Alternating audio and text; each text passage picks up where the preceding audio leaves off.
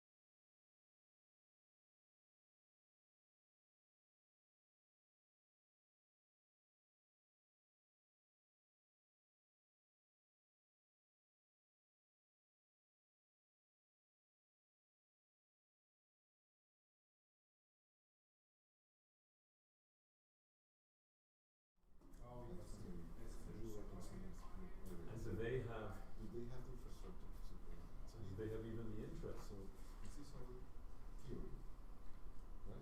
And you develop, and the company is putting money into it, but with the hope that at some point. You're making a very good point. Yeah. That has to be So- get the downstream from asking the people that are buying your product, are they asking these Yeah. questions? In the meantime, we're making the most money that we can. So Well, also in in the the United meantime, right? States, So yeah, of course. in the United States it's hard to Because it change. And you can change a month from now, but a week. 6 weeks from now, and a week next to tomorrow can be different. So Yes, yeah, it's challenging. But Pratt & Whitney sort of has a very good reputation as being a very good company with good engineering and That's solid because it's- management capability. Because it's part of safety and security. So I would say, despite what or think people are not first. Safety and security first.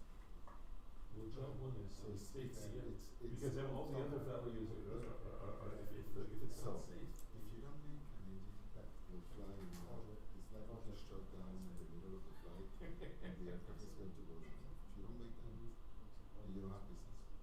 Right? If you make an engine that blade is going to part off, it's going to get into Right. the fuselage, it's going to kill somebody, then you don't have business. Right? Well, So the trouble it has is- to be so reliable. Also, you don't want to make it, it takes years to build up a good reputation. Or Jet or some of these other companies. I don't know, I think there has been some cases where the engine, it wasn't Pratt & Whitney, where the engine Blew up. Yes. Yeah, so And there that has been- wasn't Pratt & Whitney's, lately has been, there was one protest on a 205 business aircraft. right? But there has been most of the time GE. But also think about something. The maintenance is also, General Electric it has a market in the single aisle commercial that they are the leaders. So in terms of market share. So the probability that you have an accident, the GE engine is high. Because they're everywhere. well, my sense is that they are not as strict as they should be. I cannot talk about their Well, guidelines. my sense is having been read through that General Electric is not a conglomerate, but they have many different divisions. Yeah, they have. And it's hard to be really good in a lot of things at the same time. What I'm about to say is that the one of the comments is That's definitely impactful. Hey, Dave. Julian? Hi. Morning, nice to meet you. Morning, nice to meet you. Julian. Nice to meet you. Julian. Nice to meet you. Morning, nice to meet you. As usual.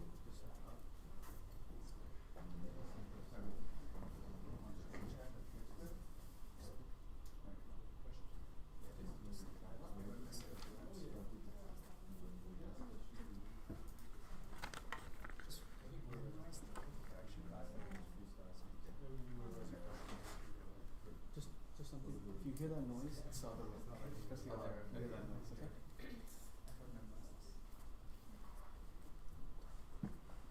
Alright. Hold it there, is it? No, it's you could press it towards the screen. Oh, this Yeah, one. exactly. See, Oh. like it's good to go. There we go. Good.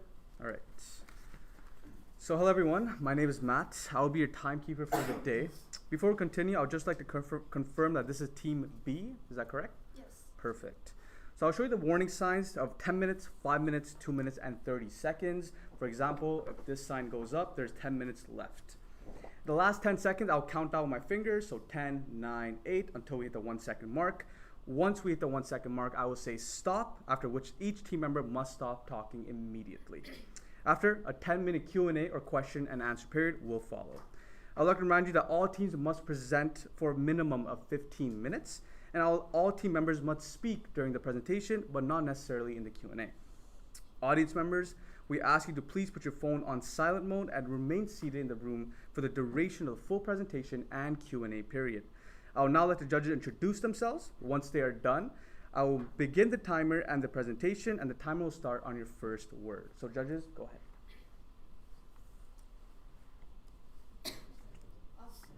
Hi, I'm Jasmine. Hi, my name is Ken Boudreau, Charter Operations Manager at Air Canada. My name is Mark Monday. I'm a Business Transformation Executive and also a podcaster. Hi, I'm Julian Chacon. I work for Supply Management at Prata Windica. My name is William Weisenthal. I manage an investment portfolio, and before that, I also have a master's degree in change theory and adult education. You may begin on your first word.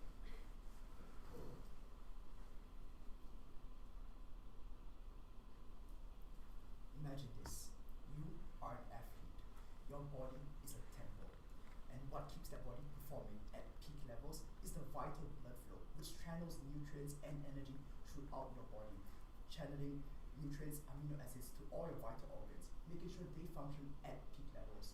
Now, just like that blood flow keeps our body functioning, the shipping industry is the vital bloodstream of Mother Earth.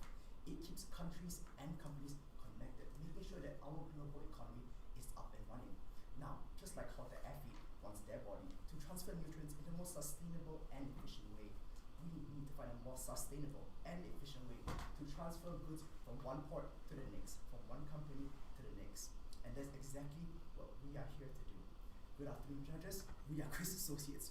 My name is Darren, and with me my colleagues Jaya, Rachel, and Vicky. And we're very excited to be here today to present you our solutions. Now, we begin our presentation with a very simple objective. Is it commercially viable for CSL to set sail with a new low carbon product and low carbon shipping product? And if so, what cost should they charge, and what does that journey even look like? Now, we approach this key objective with two strategies. Firstly, by creating value, a risk-sharing model that creates more value for your customers. And secondly, through communicating that value and allowing your customers to enjoy the benefits of your low-carbon products over the long run, because we're here for a long journey.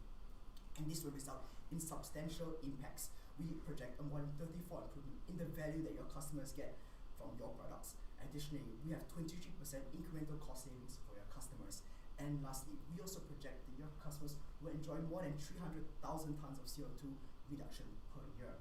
Now let's move on to our analysis. So what we found was that our current state is where we're at now. There's a current lack of clarity and lack of visibility about how viable a low carbon shipping product is. Where we would like to end up is your dream destination with a clear rollout plan for low carbon shipping. To reach that dream destination, we will answer 3 key questions in our presentation. Firstly, is a low carbon shipping product even commercially viable?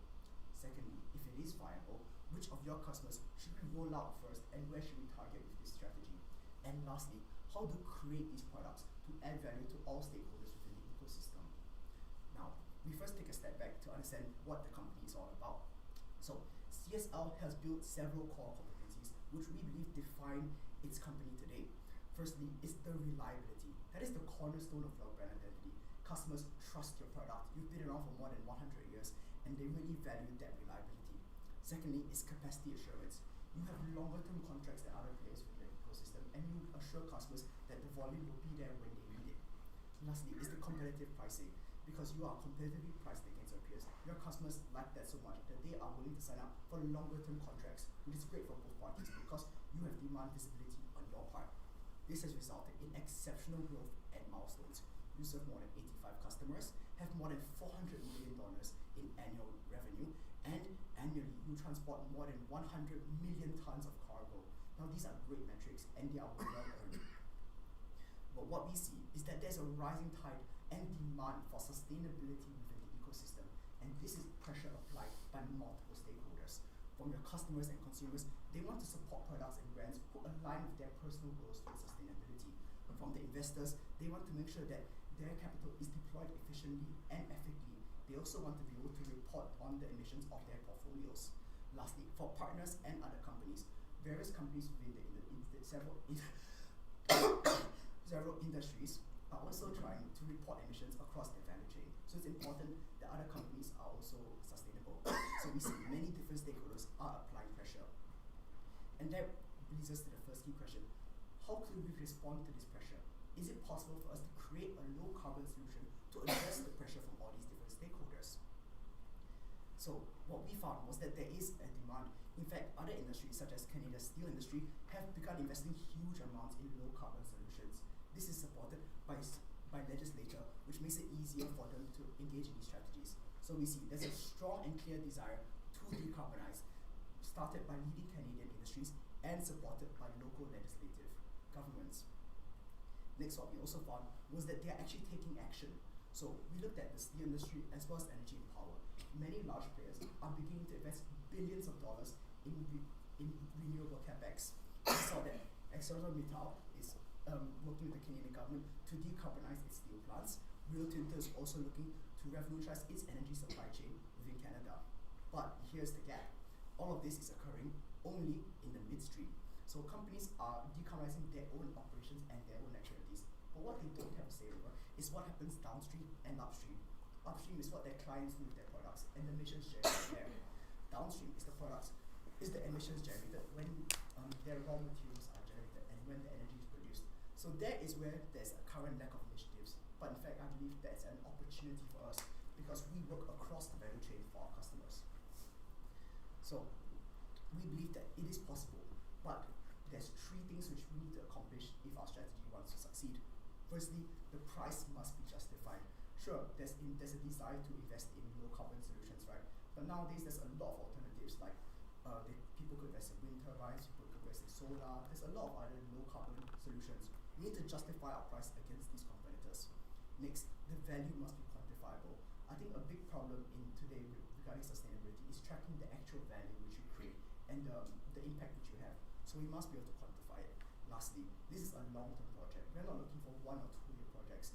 We must be able to track and measure our emissions in the long term to see what this impact looks 10 years down the road and all that we've achieved along that way.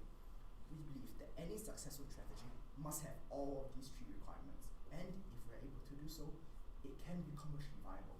Thus, we've answered our first key question. We believe that the low carbon shipping product is actually commercially viable, and we must keep in mind these 3 pain points. Now that we have a desire and we believe it's possible to launch a product, we must move on to answer our second key question. To do so, which customer groups should we target? Because we want to make sure that we understand the nuances between the different industries which we focus on and how to properly target them. To do this, we have this analysis. What we found was that construction infrastructure and steel and iron ore are your 2 customer groups which are most attractive for us to start with first. But why did we arrive at this conclusion? Firstly, when we look at the infrastructure industry, we believe that infrastructure has a huge willingness and ability to spend on low carbon solutions. If you think about the billions of dollars which are both private and public invested in green infrastructure today, we really see that there is a desire and willingness to spend. And very sustainable margins across the region mean that they have the ability to invest as well. Within steel and iron ore, that's a major customer base for CSL now, and it's also a major industry within Canada. The profit margins are high, and importantly, 25% of all emissions generated by steel companies comes from shipping of raw products as well as finished goods. So we see that we have a lot of value to add to them. Therefore, we want to focus on these customers. While we deprioritize the other customers, for industrials and minerals, this is the smallest share of our revenue. Only 5 to 10% of CSL's revenue come from this industry group, so we don't want to start with them. With regards to agriculture and grain, they have other concerns such as the health of their food, the water they sustain, the water they use in their production. So we believe carbon emissions is not a priority for them yet. As for energy and power, there's a large focus on coal and gas, and although these will definitely be relevant over the next few years, we believe that they will slowly be phased out over time, so we don't want to prioritize them as the first target customers. With this, we have answered our second key question. We understand that we must target infrastructure, steel, and iron customers to roll out our initial strategies as they make the best beachheads. And let's find out exactly how we're going to do that. Yes, which is how to create value and create products for them. Thank you, Darren. Okay, so let's see how we can answer this question exactly through our recommendations. Sorry. Yep, through our recommendation to answer this question. And I'm very excited to present to you our solution to bring the decarbonized logistics to greater heights in maritime shipping. let's take a look at our first recommendation to create value through a risk-sharing contract model with discounted pricing scheme for long-term contractors. So when customers choose which shipping company they would like to work with, there are two key lines of considerations. To do this, let's consider Iron Ore Company of Canada a potential customer of CSL services. So their first line of consideration will be the traditional marine logistics capabilities of the company, which CSL has already amazingly done through reliability, capacity assurance, and competitive pricing. However, the second limitation now comes in with decarbonization, logistics, and services adoption. And there are certain barriers to these due to certain customer pain points, such as their low willingness to pay, as they believe that price premium is not justified given their carbon footprint level. And they also have a weak understanding of the real value of decarbonization, despite resonating with the need to do so because of regulatory pressures such as emission 3 scope reporting. Now with this, the takeaway here is that number one, we must justify price premium to our customers, and number two, we must push customers' need to want by communicating the true value of decarbonization practices beyond regulatory pressures needs. So to do this, we propose that CSL should enter a long-term collaboration and risk-sharing working relationship with its customers, which will be done through two key pillars. First of which is the risk-sharing contract model, followed by the long-term discount pricing scheme. So looking at the risk-sharing contract model first, we believe that there should be a clear decarbonization commitment to be declared in the marine shipping contract. Now with this, there will be exclusive infrastructure building commitments in line with decarbonization efforts, where there will be dedicated low-carbon ships that will be built either from scratch or old ships that will be repurposed for the customer. There will also be a CAPEX co-investment structure in the contract listed through a 50-50 split or an alternatively designated investment fund, which can be decided upon discussion. Now, what is the value that we're trying to bring to our customers through this? Customers are able to gain greater control and authority over their supply chain emissions. They may be able to build low carbon factories, but they may not have full control over the supply chain. But through this contract sharing model, they're able to achieve that purpose. And secondly, they also gain dedicated access to low carbon shipping suited to their long-term working relationships, especially considering how a lot of CSL's current customers enter into long-term contracts rather than one-off contracts with CSL. Now here, you may have a question. How will customers be compensated for the initial upfront co-investment that they make with CSL? That's where our second pillar comes in through the discount pricing scheme. So customers are compensated for their initial CAPEX investment over a long-term working horizon through a discounted price scheme, where customers are able to recoup their upfront co-investment over the duration of their contract term, which is done through a discounted price offering for the monthly charge, and the discount level will be dependent on the level of co-investment contracted in the beginning of their working relationship. So just as an example, the CSL might lay out in the contract term that the monthly payment might be 50K, where the upfront investment that they make for the CAPEX co-investment may be $50 million, and the payback can be made within 10 years at a 10 to 20% monthly discount, and where upon break even, the incremental profit will be going towards CSL. Now once again, what is the value that we're bringing to the table for our customers? Our customers are able to unlock decarbonization benefits at a discount over a long-term horizon, all the while enjoying all the exclusive decarbonization services. And secondly, they're able to also enjoy greater incentives to pay green price premium in a long-term working relationship with CSL. Now, we believe that this is a win-win situation for our customers as well as CSL. For you, CSL, this is a risk-sharing opportunity for your logistics building and financial burden while securing prospects for long-term profit making. And you're also able to, in the long term, gain an upper hand in marine green leadership through trust and credibility amongst long-term partners.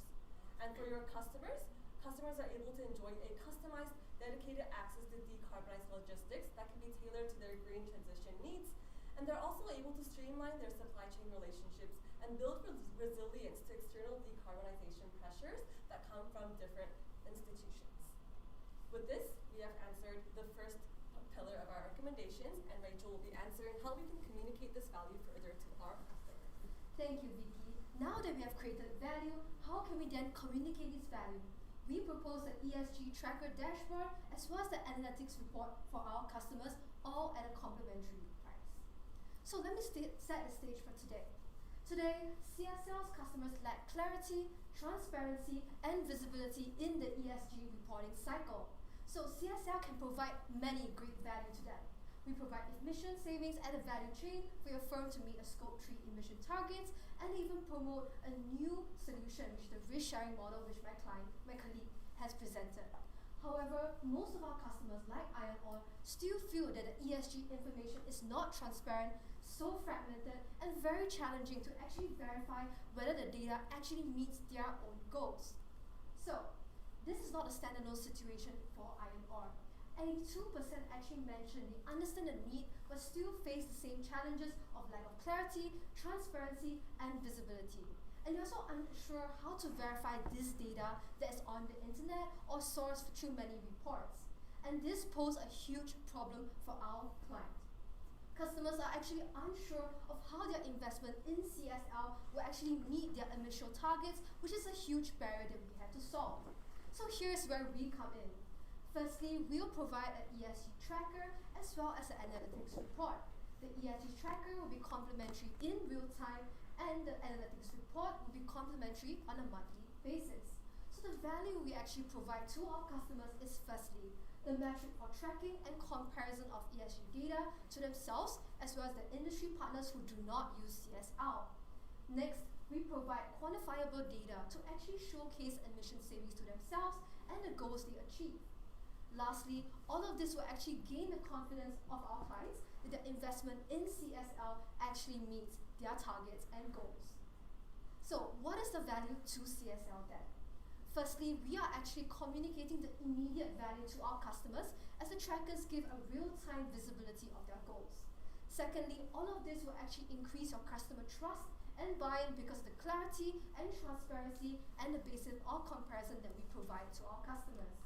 Thirdly, all of this will result in an increase in lifetime value because this complementary service is not only tracked over a 1-year basis, but as you can see, is tracked over a 10 to 20 year timeline. So how does the ESG tracker dashboard look like? Firstly, we'll provide carbon emissions goal tracker, data analytics of emissions and cost savings, as well as data analytics of cost savings without using CSL. And how would a monthly analytics report look like? We're actually showcasing the progress and emission savings using ESL on a monthly basis, which is a snapshot of the monthly dashboard, as well as a long-term savings projection using our services based on carbon emission savings and the financial savings that we actually provide. So, with our strategies, how can we then effectively market this to our customers? So on top of making this known in terms of pricing discounts and the sharing model, we aim to actually not just reach them during sale, but also during events such as Maritime Renewals Canada and the Green 2026 Tech. So all of this actually is focused on Canadian-based maritime events and also renewable-related events in Canada. And we also chose events that actually have good traction and high volume of attendees to reach the right customers, ensure the scale of your awareness, as well as gain the credibility from the customers to trust your analytics report and the risk sharing model. And with that, we've answered our third key question. How can we then create products and add values to our customers? And we do so through our amazing strategy of the risk sharing model of pricing discounts and the ESG tracking dashboard. And with the strategies in mind, what are the great impacts that we can see from our strategy? Thank you, Rachel. To recap, we have walked you through our first solution, Create Value, which is a risk-sharing contract model. And we have also walked you through our second solution, Communicating Value, which is an ESG tracker dashboard to improve customer value capture.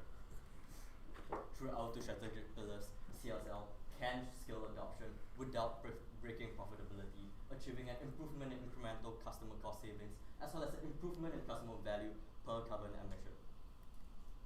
By 2033, our recommendation would drive a 30.4% improvement in incremental customer value per ton of CO2 saved, as well as a 23% improvement in total incremental cost savings for our customers. Notably, clients will be able to save more with less, with lower implied abatement costs with CSL shipping to achieve more carbon savings per dollar spent. To achieve this, CSL has to invest $11.7 million in its initial year for development, working capital, and infrastructure, with the majority of the cost bucket being yard work retrofitment as well as ship refurbishment.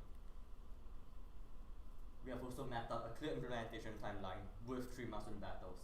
Firstly, we must be able to launch a successful ship pilot. Secondly, we must be able to prove our ESG and ROI value. And lastly, we must be able to scale. Of course, no plans comes without risk. For CSL, we have identified 3 key risks, each with an operational mitigant. Judges, you have asked us to evaluate the commercial viability of a low carbon shipping product for CSL, and we have presented to you our solution, create value and communicating value. With that, we hope to sail CSL past the horizon to become the #1 sustainable partner in our responsible global supply chain. Thank you very much. Perfect. Thank you, participants. Let's give a round of applause. So the presentation is officially over. We will now proceed to the Q&A. Just a friendly round of judges. The Q&A is 10 minutes long. I will start the timer once the first question is asked. So go ahead.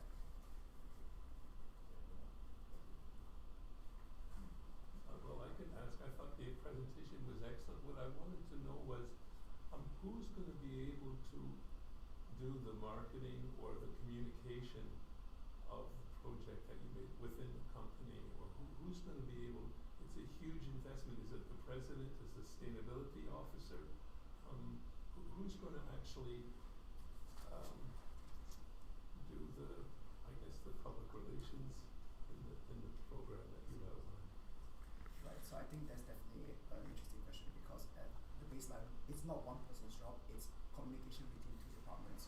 So we project that we need to hire at least 2 people to connect these departments. We already have a marketing department, but we believe that hiring someone with sustainability, with experience in sustainable marketing would help. So maybe 1 to 2 new hires working with our existing marketing department. They will report to the head of marketing, and they will help to direct the current sales channels, because we want to keep our current sales channels. We just want each team to have 1 or 2 new sustainable marketing executives on board. Thank you. Good presentation. Thank you. Okay, so thank you for the presentation. When I see the slides on 49 on cost, and then you're suggesting that CSL has to invest 9.7 million, and you made a breakdown of that investment. And you are also highlighting value for the customer.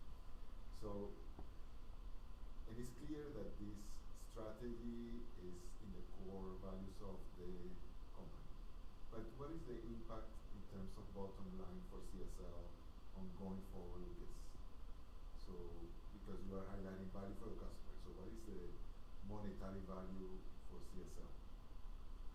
When it comes to monetary value, we do believe that through our strategy, we are able to onboard more customers. And when it comes down to our capex investment, we believe that through this risk sharing contract, we are able to distribute the capex amongst our clients. So, for example, we can start off with just refurbishing 1 particular ship, because an old ship conversion takes around 25 million. So if we do a 50-50 split, that means CSL will have to fork out around 8 to 10 million together with their clients. So compared to building a completely new ship, which is 150 million, that would cost a lot more. So to start out, we would start by a refurbishment first to help lower the cost for CSL. How that works in the bottom line is that within 3 years, you're paying back your initial capex. So for the initial capex of 11.9-ish million, you pay that back within 3 years. Across a 10-year period, we believe that the incremental revenue for that will be at least 3 to 4 times the initial capex, between 30 to 40 million, depending on the specific contract structure. Thank you. I want to go to the customer side at this point. So, I mean, you built a good case in terms of value for internal here. How does that conversation go where traditionally, like, I guess, logistics people or supply chain people will be looking at per line, per AV, I pay less than I pay now. You know, that's the conversation that they probably want. But how does that conversation happen with what you're proposing with the customer? Right, so how that conversation approaches is that we tell them first, before we tell them the price, we tell them that we understand that you have been trying to decarbonize, you've already done A, B, and C within your productions, but you have not touched your downstream yet. So we come up to them with that value proposition that we know how you can improve your downstream, and we will do so by co-investing alongside you to decarbonize your supply chain. And how we convince them from the monetary perspective is that we don't tell them, don't just look at the price on the label right now. Look at how much you can save over time through our long-term contract model. If you come up to us with a 1-year contract, we might be a bit more expensive than peers because of the low carbon solution. But if you benchmark our 10-year contract duration versus traditional peers, then they start to see the cost savings over time because of that lock-in. And then they can see that, okay, if they were to use us for 10 years versus using a traditional player for 10 years, they might save 10 to 15% depending on how much they co-invest. Kind of correlates to my question because I kind of want to understand how you guys got to the long-term contract model. Did you guys evaluate other options as well? Because I think that was one of the key questions of this is, you know, how do you justify that price premium to the customer? How did you get to that answer, to the long-term contract model? Right, maybe I'll start that question. So we understand that there's a core problem with sustainable capex investments. If you don't have the demand visibility, you risk investing in capex for products that nobody even wants. So we understand at the basis that if you want to convince the board that they should make this investment, they need to have clear demand visibility. And two things we realize for customers. Customers want to make sure that their future is secure. They don't want to commit to co-investing in a product now if you don't commit to providing that volume 3 to 4 years down the road. They don't want 1 to 2 year contracts, they want 10-year contracts. And we see for infrastructure and for resources, when they build factories, these are factories for 15, 20, 30 years. So we give them the value proposition that we can also give you your downstream for 10, 15, 20 years. And the longer you do your contract, the cheaper it becomes for you because of that cost saving over time. So we believe that it's very aligned with what they do currently. Thank you. Could you tell me more about the risk for this strategy and how you will mitigate? Yep, so the key risk is not being able to onboard clients who are willing to do this risk sharing contract with us. So in order to mitigate that, we will tighten our cost controls as well as implement commercial guardrails. So for example, if a customer is not willing to do the 50-50 arrangement with us, we can perhaps scale it down to do a 30-70 kind of arrangement in order to first onboard a client to do our pilot control testing. And secondly, customers may also resist paying for the decarbonized logistics due to the price premium, but we are able to mitigate this through a standardized implementation plan with fixed scope pilots, as well as the last risk is in our credibility gap when it comes to carbon reporting. But we mitigate for this through our verification grade control and reporting to implement a clear emission methodology to show that this is something concrete and measurable to provide additional value to our customers. Okay, so I have a question. In the case, it's given the information that CSL already had done some investment or some upgrades to their fleet. So on the proposal that you put together, you are suggesting that there will be an upgrade or an investment to be done on the fleet as well. So what is that assumption? What kind of modification you're doing to the fleet? Are we talking about something different than biodiesel? So what is your assumption behind? Right. So we acknowledge that they've already done a lot of efforts in terms of biodiesel, but we want to go one step further than that. So this is about revamping everything about the ships. Some of these ships are operating with technology that's like 30 to 40 years ago. So we've analyzed the ships, what can be replaced. It can even be the lighting, the heat source, the power generation. All of these in these ships are, some of them are getting really old with a fleet that's like 30 to 40 years old. So you want to revamp all these within the ships to make it up to 50% more efficient. And we've seen that happen in the past with the case studies we brought up about Rio Tinto as well as the steel factories. They had 60% cost savings when they revamped all of these different legacy systems. 60% emission savings. Okay, thank you. So a follow up on that, sorry. So your suggestion is that they don't go necessarily only on biodiesel, but on all the carbon reduction or initiatives Yes. on the ships. Yes, so it's a bigger investment and it's a bigger refurbishment, which is why it was necessary to have a longer term contract and to have some form of co-investment by the customer so that they are also invested in this product. Okay, thank you very much for the clarification. I have one more question. It's regarding the capability to do the analytics and to do the ESG tracker, and then to be able to communicate that value over time with the customer requires capability that we don't necessarily have at the moment. What does that look like, that incremental infrastructure? Currently, there's a lot of new startups that are actually doing this business, and we feel that some of them are really, really renowned in the industry. So we feel that it's really good to work with them, especially in the initial stages, to learn from some of their capabilities and actually how they do things on a day-to-day basis. And maybe in 6 months' time or in a year's time, we actually can get and form our own team based on the capabilities and based on our understanding of the infrastructure they actually created. Yeah. Well, because we're seeing eye to eye on these questions. My question was actually on ESG track board as well. So you guys found, and that's my question was, where did you come up with that model? Have you seen concrete examples of this being done in similar industries? You mentioned the startups earlier. Where did you guys get the inspiration for the dashboard? Did you guys see that in other similar industries Yeah. tracking that? Yes, okay, maybe I can take the question. I think the inspiration for that idea came from the recognition of the issue that it's very the need to adhere certain standards and regulatory concerns and expectations regarding ESG reporting is becoming more important. So that's where we embarked on this inspiration. And I think looking into like adjacent industries, we've seen case studies in the supply chain industries, many different industries that have like very extensive supply chain networks, implementing these ESG dashboard to actually keep track of the actual emission statuses as well as what the emissions of the different players within the supply chain is. And we believe that this is very relevant because maritime shipping is an industry where different players are interconnected, and the impact of the emissions of one player trickles down to another stakeholder too. So that's where we got the inspiration from. Yeah, and this strategy is only available if we have a co-investment by our partners, because how this industry currently works, that when you contract with other competitors, they might give you ship A, then ship B, then ship C, and shift to a lower quality ship over time.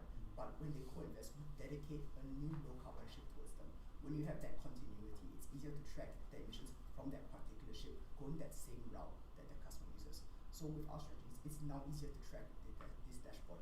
With a more decentralized model that your competitors have, it's impossible to track your supply chain emissions. Perfect. Thank you, everyone. That is the end of the Q&A period.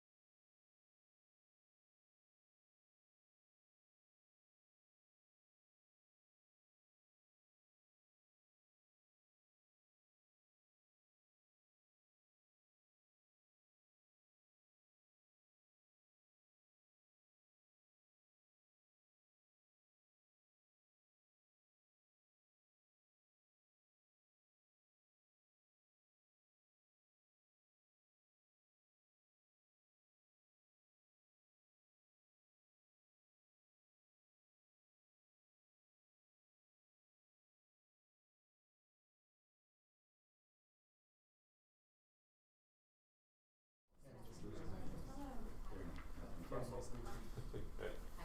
Sam, nice to meet you. Double check the clicker, move forward, so just next slide, off this back, just double check the clicker. Go ahead.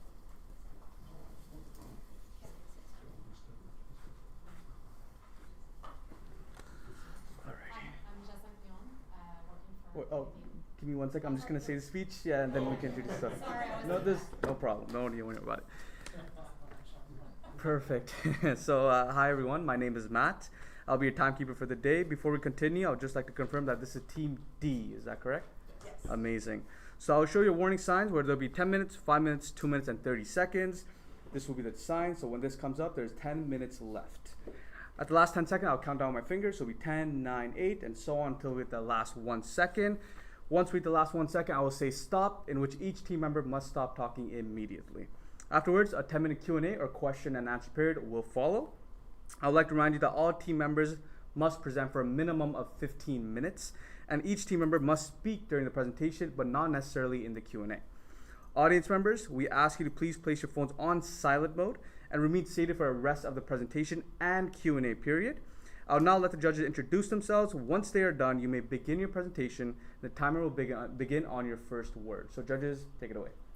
Hi, I'm Jessica Leon, working in project management for JMUCC. My name is Ken Boudreau. I'm the Charter Operations Manager at Air Canada. My name is Mark Bandang, I'm a business transformation executive at the podcast.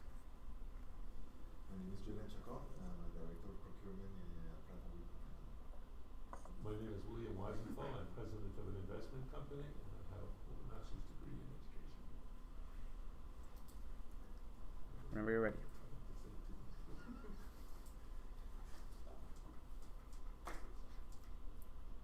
Good afternoon, Board of Canada Steamship Lines. We are Insight 4 Consulting, and we'll begin today by going over the agenda for today's presentation. Starting out today, I will outline the problem and key issues, followed by Tiernan, who will be going over the analysis. Brianna will walk through the alternatives, followed by Russell, who will be highlighting the implementation plan.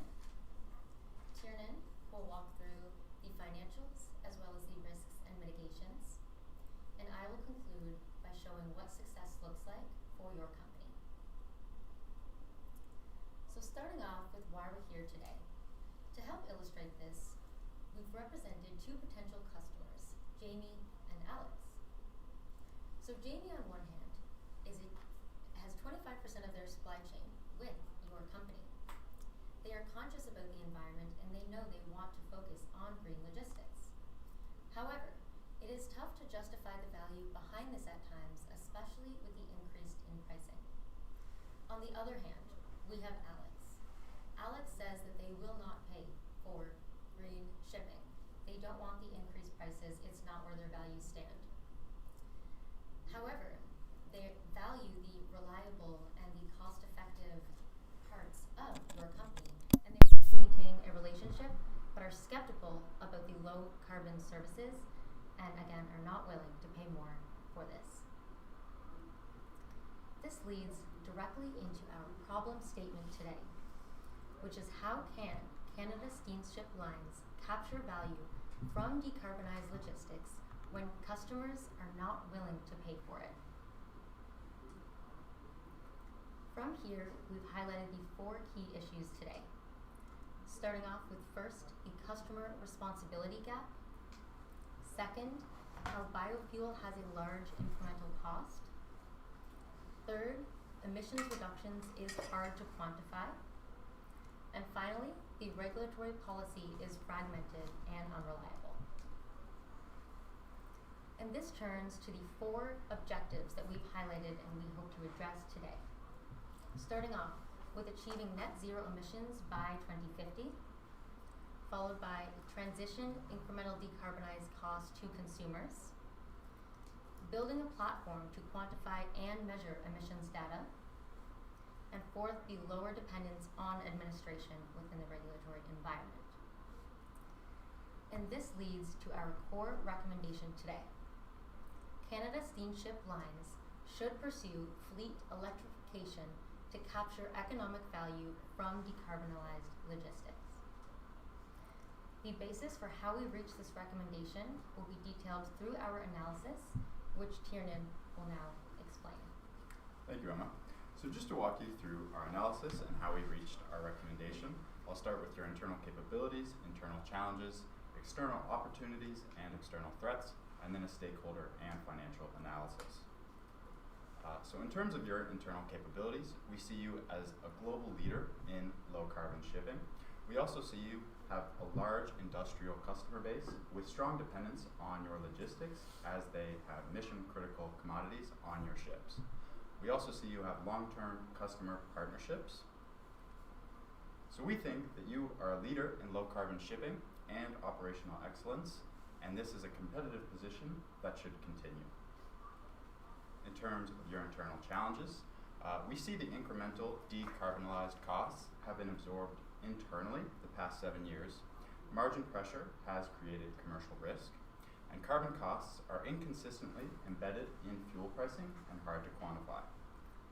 So operationally, you are overstretched with hard to quantify costs, but these can be offset by further efficiency gains.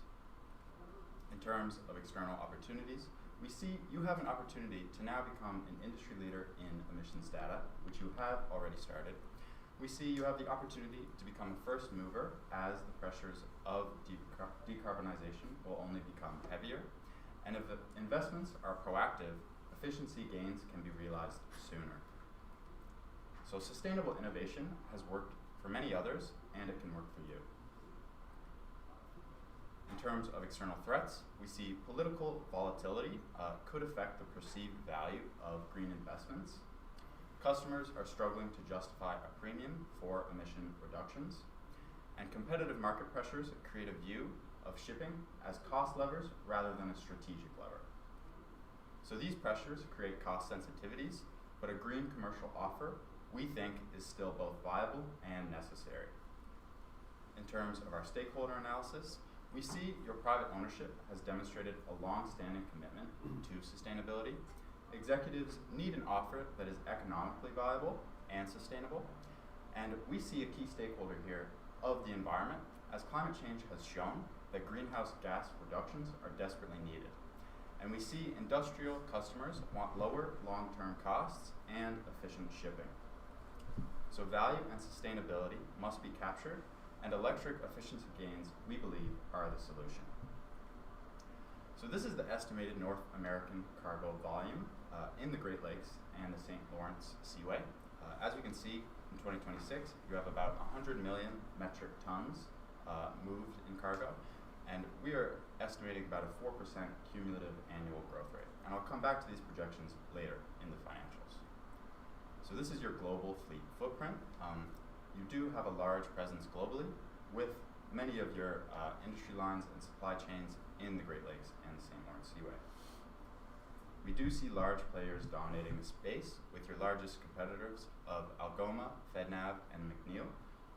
And while many players are operating among the Great Lakes and St. Lawrence Seaway, we believe with a larger presence in electric self-unloading vehicle vessels, a strong competitive advantage can be built. And now I'll pass it to Brianna to discuss the alternatives that stemmed from this analysis. Thank you, Tiernan. So before arriving at our ultimate recommendation for your company today, we first considered 3 key alternatives. The first being to defer the green offering and begin a slower rollout of this process. The second being to focus on longer term contracts and to offset the costs in this way. Third alternative is to pursue fleet electrification to expand your margins. So looking at the first alternative of deferring the green offering, the key pro here is there will be some short-term financial viability by deferring it and looking at it in more of a slower phased approach rollout. However, this does not proactively address the environmental concerns at hand. And it is also a lagging action in such a dynamic market, maybe potentially falling behind competitors. And it also fails to redistribute the lower carbon shipping costs. Then looking at focusing on the long-term contracts, This alternative leverages pre-existing long-term contracts that your company currently has with well-established customer partnerships. There's also an increase in financial margins and profitability with this option. However, once again, this does not address the environmental concerns at hand, since no action towards green shipping will be occurring. Then looking at the third alternative, fleet electrification aligns with environmental pressures and ESG goals. It is a proactive approach to the future of supply chain logistics. And there's also long-term cost effectiveness, which will be highlighted later in the presentation. However, with this will be some upfront financial burdens with the construction and development of fleet electrification. So to look at the decision matrix, we considered all three alternatives as they align with the objectives Emma highlighted earlier in the presentation. So looking at the first alternative, the deferring green offerings and slower rollout, this will achieve a lower dependence on administration and regulatory policies, but does not achieve any of our other objectives outlined.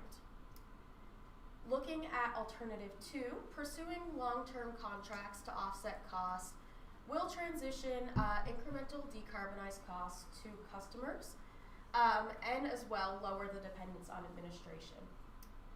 And then looking at the fleet electrification, this will effectively achieve all 4 of our objectives and is therefore the best alternative. Which leads into our ultimate recommendation for your company. Canada steamship lines should pursue fleet electrification to capture economic value from decarbonized logistics. And next, my colleague Russell will detail how your company can successfully implement this plan. Thank you, Brianna. There are 4 key implementation elements to this plan. The first is the phase out of oil-powered vessels starting today. Next is the development of emissions reporting capabilities. Then the certification from a third party of these emission reporting capabilities. And then finally, the implementation of a subscription to clients for this data. A timeline for this approach includes planning the production schedule of electric vessels, developing the emission reporting capabilities, engaging third parties to audit the emissions, and engaging with ports to develop electrification capabilities. In the medium term, launching enhanced emission reporting as a product offering to your clients, and then in the longer term, the continued phase out of high emission vessels. In terms of your fleet, today it's made of majorly traditional and biofuel vessels.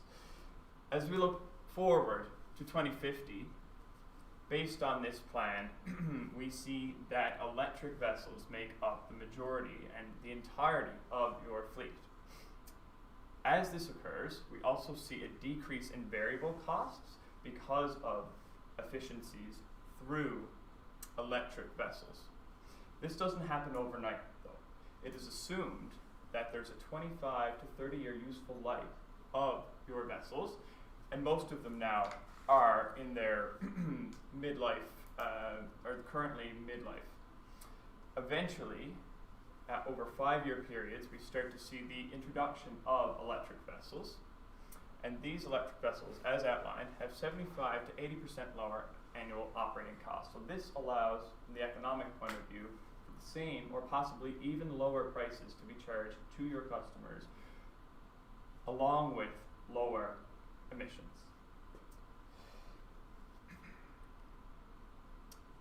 This is predicated on port electrification. You cannot have electric ships and not a way to charge them. So there are various ways your company can go about lobbying port authorities, combining with other shipping companies, and collaborating on infrastructure funding. Alliances such as the Zero Emission Port Alliance will be key in lobbying and creating the infrastructure required for port electrification. Additionally, business should be steered toward ports that provide shoreside charging opportunities. Once electrification is in place and the ability to charge these boats are at hand, then the development of emission reporting capabilities must coincide. Fuel-based calculation can be completed along with various other determinations of emissions reporting. Direct monitoring is key and most reliable, and this will include installing various sensors on your vessels. Once this data is collected, you should utilize standardized frameworks such as the Protocol for Corporate Emissions to report this on a quarterly basis to your clients. This way they can accurately report Scope 3 emissions. This is something that their investors want, but they cannot do reliably. This is where you create competitive advantage. Additionally, your emissions data will be audited by a company like SustainScale, who will go through your data and ensure that you abide by regulatory compliance and that the data is correct. In terms of pricing remains the same across any sort of vessel, whether it be gas, biofuel, or fully electric. Prices are in per metric ton of cargo, as was given to us by your company, but the ability to get this emissions data will come at an extra fee. This fee supports the adoption of electrification, and this fee is paid by those ready to report on this and utilize electric supply chains. Electric vessels are cheaper to operate, allowing prices to remain consistent and your margins to expand. Customers who are ready to pay will pay. In terms of the economic benefits, again, we go back to the first chart. Here we see a decrease in variable costs as a higher proportion of the fleet becomes electric. We understand that this will not happen overnight, but the net zero through 2050 goal is achievable and is within reach, but the planning starts today. The 2050 vision, 100% electrification across 27 of your vessels. Low cost, but high impact for your customers. Net zero emissions for your company and over 100,000 tons of CO2 equivalent avoided. Key performance indicators include the number and percentage of vessels electric, customers purchasing emissions data, year-over-year cost changes as your margin expands, as operating costs decrease through the efficient electric vessels, and revenue growth. I'll now pass it off to Tiernan to detail the financials. Thank you, Russell. So just to walk you through our financial analysis of this implementation, the main costs would be the phase out of the oil-powered vessels and the development of these electric vessels. So we estimate that over 5 years, we would roughly spend $320 million, which we believe is reasonable given that your company currently generates about $467 million in revenue each year. To develop an emissions reporting capability would be about $1 million to build the data platform. Third-party emission certificates would be about $1.2 million as boats are inspected each year. And the data platform fee would be roughly $300,000. So a total cost of $322 million. And it would be financed by green bonds and revenue. So this is the example comparison of the value between oil-powered vessels, biofuel-powered vessels, and electric vessels. So just to detail it in a simple way, the net present value is the current value of these cash flows over time. And as we can see, the electric vessels have the highest NPV compared to biofuel and regular oil vessels. The operating profit is higher from electric vessels due to a 30% reduction in annual operating costs, which we believe is conservative. And as we can see, biofuel vessels have the lowest NPV, mainly due to the large initial investment and the high operating costs. The electric vessels are assumed to be $40 million each, biofuel $30 million each, and oil $10 million each, cheapest option. Just to cover some risks and mitigations with this plan, the first risk would be that ports restrict charging stations, likelihood low, impact high, and to mitigate this, we would search for alternate ports and build credibility over time. The second risk, operational transition complexity, likelihood high, impact medium, and to mitigate this, we would use a phased approach, as Russell mentioned, building these electric ships and phasing out the old. Last risk, low customer uptake, likelihood medium, impact high, and to mitigate this, we would reinforce credibility and our reporting advantages from the data platform. I'll now pass it to Emma to discuss what success looks like. Thank you, Tiernan. So to conclude the presentation today, I can discuss what success looks like for your company by turning back to the core 4 objectives highlighted in the beginning. And we have addressed each one, starting off with achieving net zero emissions by 2050 through the implementation plan, the transition incremental decarbonized costs to consumers, building a platform to quantify and measure emissions data, as well as the lower dependence on administration and regulations.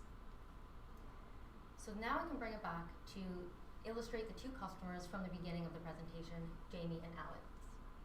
Jamie, who does value green shipping, now sees the advanced values through the data that we can offer at another fee.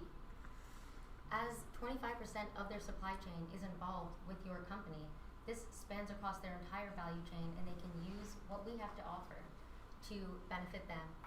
And on the other hand, Alex, who is cost effective in their logistics, they now see that through our plan, they can still remain a loyal customer with CSL and at the same time not have to pay those higher fees that they once expected. That concludes our presentation today. Thank you for listening, and we welcome any questions. Perfect. Thank you, participants. Give a round of applause. So that is officially the end of the presentation.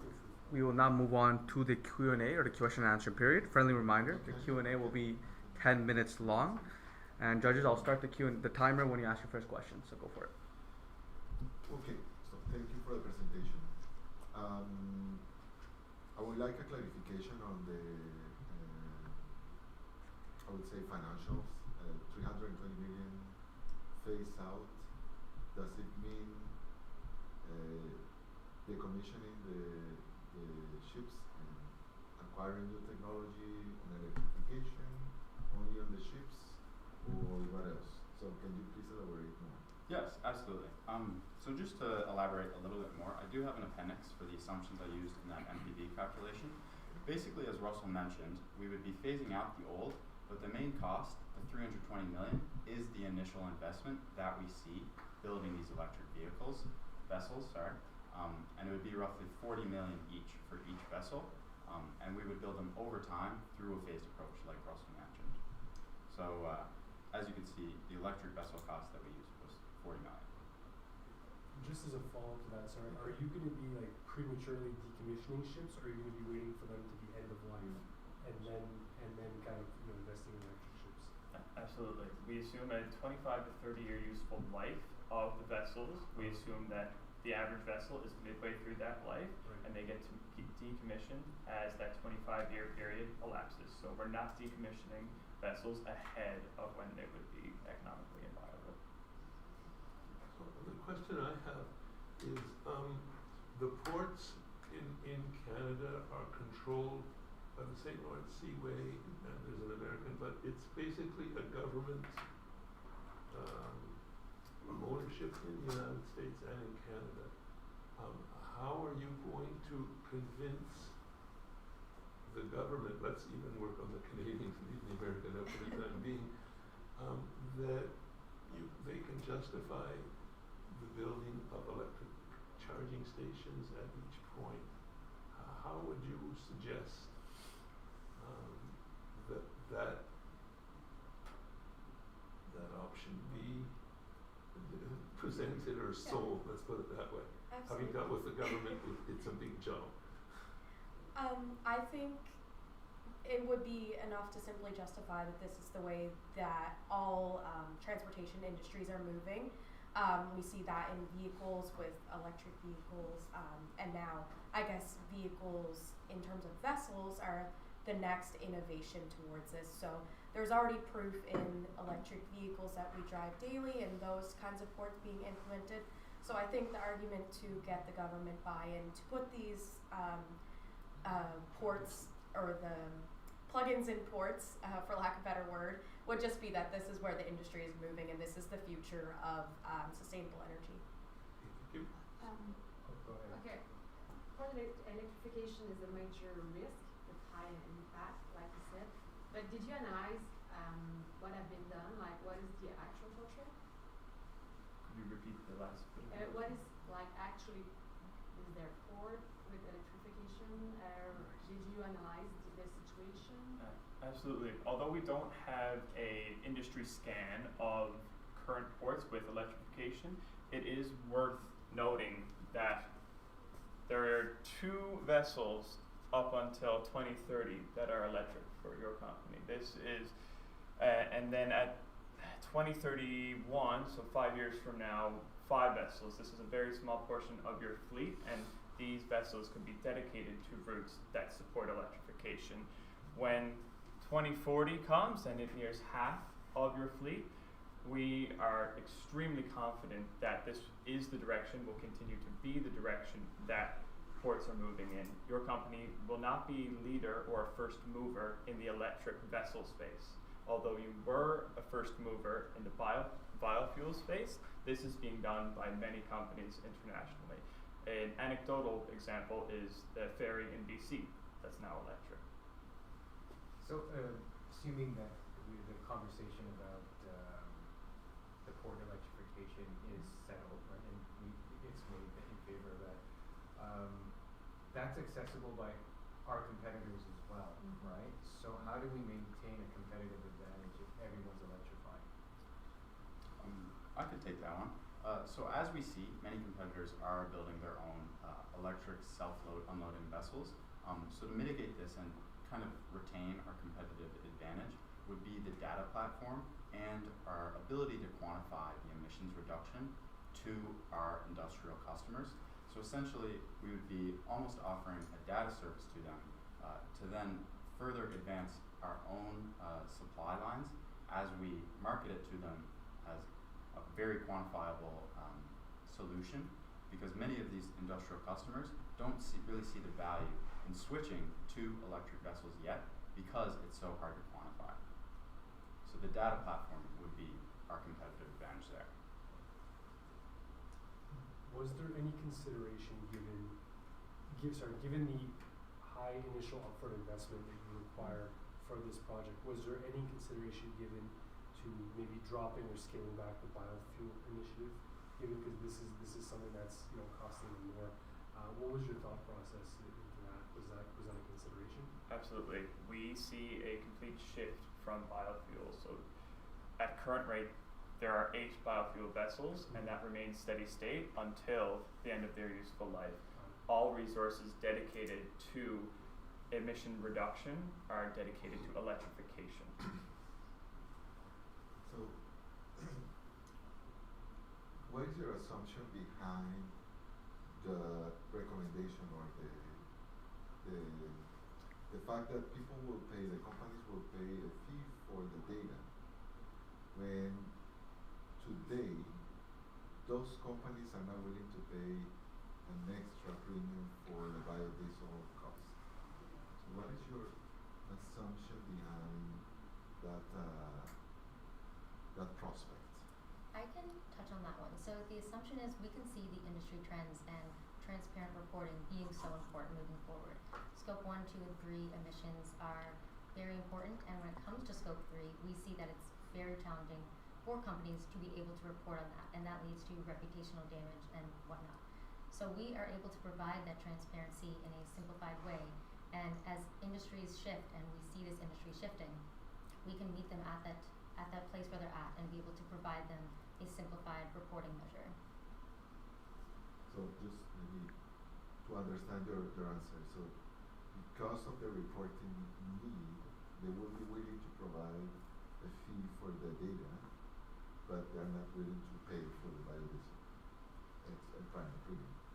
just to move back to our logic as we analyze your company, essentially what we see is government pressure to switch to more sustainable solutions. So we've solved that with electric vessels. Okay. But we also see with electric vessels, there is that operating efficiency as maintenance is cheaper, we're paying less for fuel. So as our customers see us switching to electric vessels, they could potentially get a lower freight rate as our margin expands from the efficiency upgrades of our electric vessels. Thank you. How do you, I mean, as this, because it's a long time horizon, right? And I can imagine that other companies, once they see electrification happening, that they're going to adopt as well, and they might build on their capability of being able to. How do you maintain the ability to stay competitive when that emerges? Absolutely. Your company's value proposition today isn't changing. Your company is successful today because of its reliability, its relationships, its long-term contracts. The method powering the vessel doesn't materially change your value proposition or why customers trust you.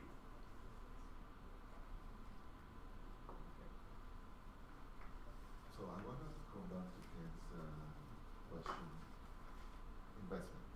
So 320 million, 5 years. Maybe you mentioned about the revenue of the company. If we compare year by year ratio between that and the revenue of the company, it's like about 15%.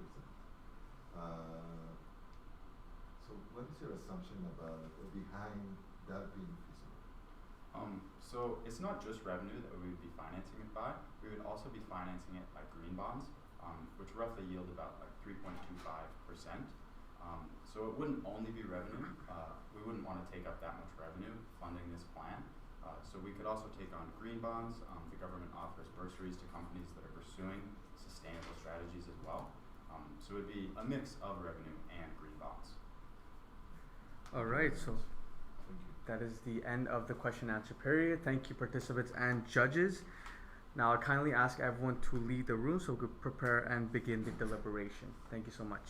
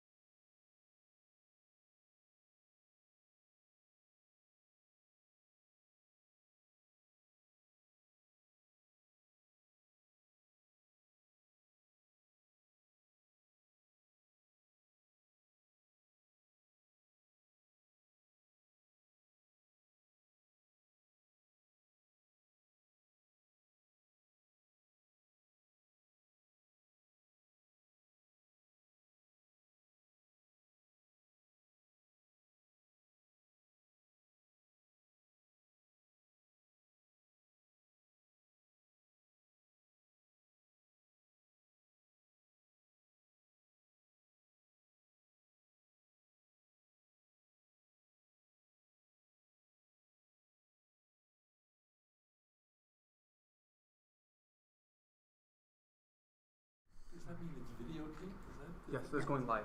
Oh wow, Yeah. so other people that are not here can see the presentation? Yes. Yeah. Was that this morning too? Or? Yes, the whole time. Oh wow. Yeah, I yeah. wasn't aware of that.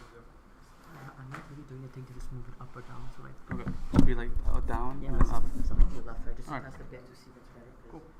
I don't think I can boost. If we boost it, it's gonna be too loud for me. It's not a problem. We got in the right direction.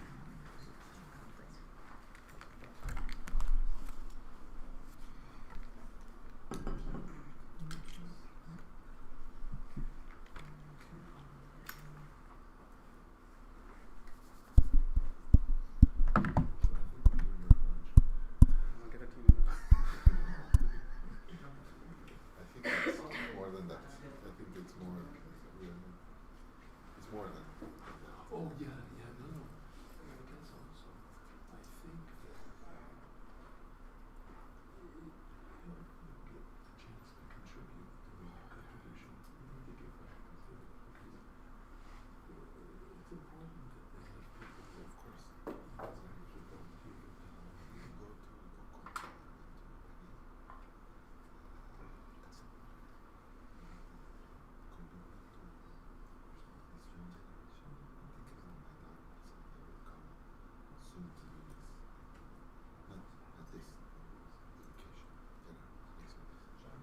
The next generations are going to be faced with a lot of challenges. That would, yes, it's very hard on an advisor and mentor to about 5 or 6 graduates within a quarter. The job market is very difficult. The cost of housing is $900,000 for a company, and they're graduating with some of them my generation, we didn't have it. And also in the environment, the geopolitical, it's a much difficult, I think it's a much difficult, more difficult than it's been before when I was working on it. So that's why I feel that I'm making some small contribution. If you could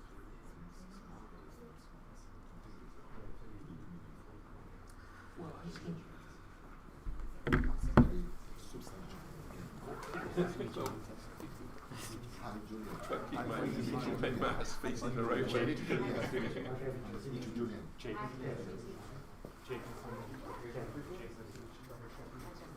So up is the next slide, back is this slide. Just double check. Get comfortable with it. Good to go?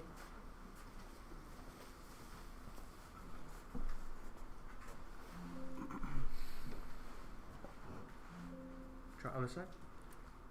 Other way. No, I mean the other arrow. Yeah. Like that. Okay, try.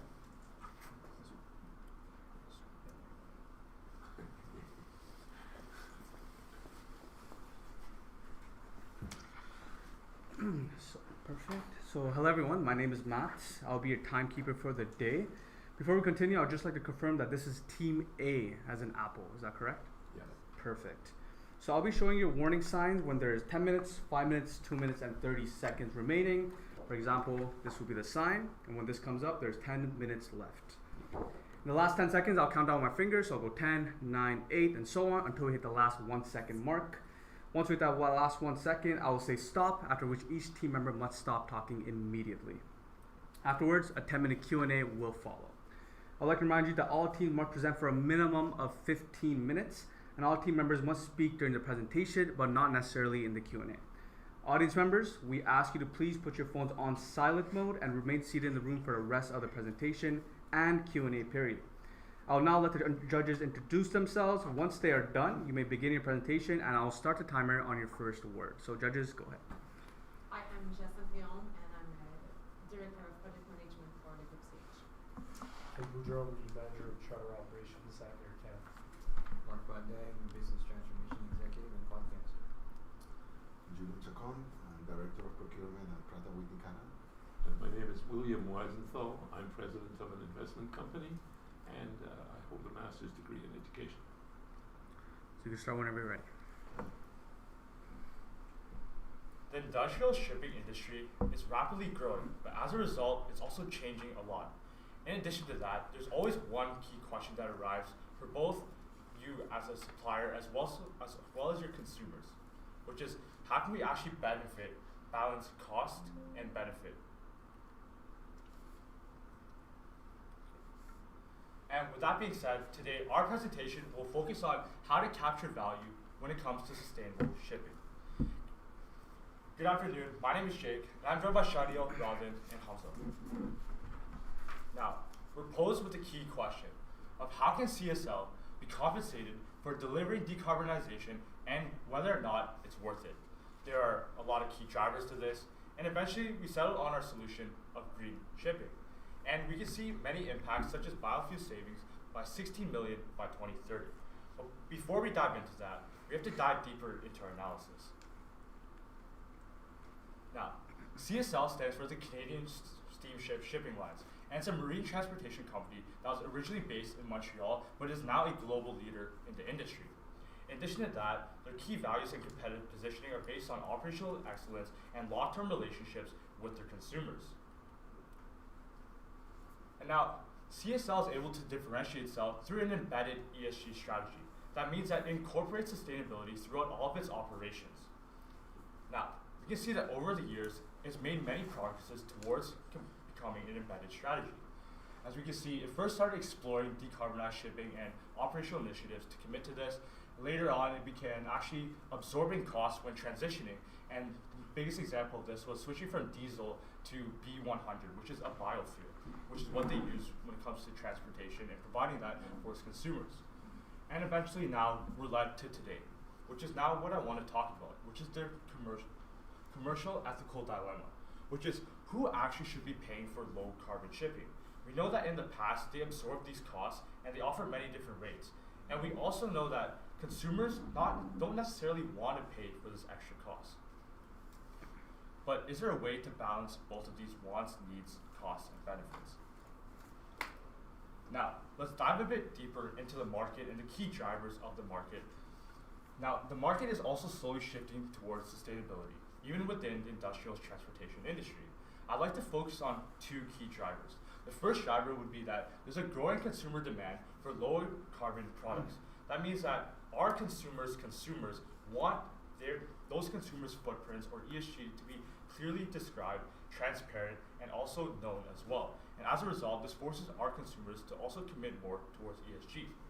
We know that 67% of global shipping consumers say that they're willing to also pay a premium for zero carbon shipping. The implications of this is that we can actually offer these services through higher rates and through green shipping, which I'll go more into depth later. Our second key driver is that there's an increased demand for transparent and variable emissions data.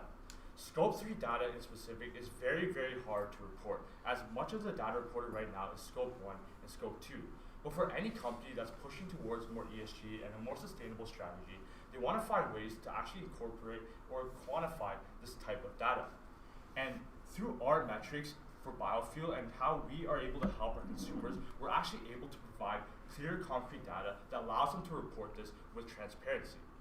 And the combination of these market drivers catalyze the fast growth of decarbonization, especially within the industrial shipping industry. Now, we're raised with a key question now, which is, will consumers pay more for decarbonized shipping logistics when emission reductions relative to their overall ESG footprint is small? Now, for most of our consumers, probably not. So we want to focus on the consumers who will. Now, we have a very large consumer base and we offer different rates for different consumers. But we also want to prioritize the consumers that are more focused towards Scope 3 emissions. And typically these companies look like really large companies such as a steel producer, as they're constantly transporting a lot of production and they have the need to also commit towards transparent reporting, whether that be adhering to their clients or just maintaining a better overall image. And they also have a stronger willingness to pay and ability to scale, as they're already very large. So by focusing on this specific segment, we can also expand our ESG initiatives. But now we're raised with the key question, which is, how can we actually create mutual value for both CSL and their consumers? But first, what is green shipping? Now, green shipping is essentially offering higher rates, but also providing that decarbonized shipping, for example, using biofuels instead of standard diesel fuels. And by this, biofuels actually are able to cut GHG emissions by up to 90% versus mainstream diesel fuels. Now, what are the benefits for our Scope 3 consumers? They're consumers who value reporting, transparency, and it's very important to their business. This gives them credible data and also helps them, more importantly, meet investor and consumer expectations, especially as the world is changing and moving towards ESG. We know that 82% of shipping consumers are also willing to pay a premium for having this decarbonized shipping. Now, what are the benefits for CSL? For CSL, we're actually able to capture among this premium, but most importantly, we're able to move from not only an embedded sustainable strategy, but towards a transformational one, which there are very few leaders in the space who are actually in. And we know this is really important because CSL has already made early strides towards sustainability, and we want to really continue to push towards this, as this is something they really pride themselves on.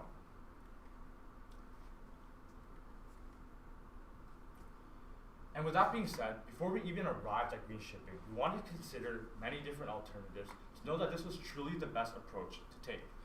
We considered many growing trends, as we briefly mentioned, such as transparency, cost versus benefit trade-offs, as well as CSL's overall mission and commitment towards ESG and innovation.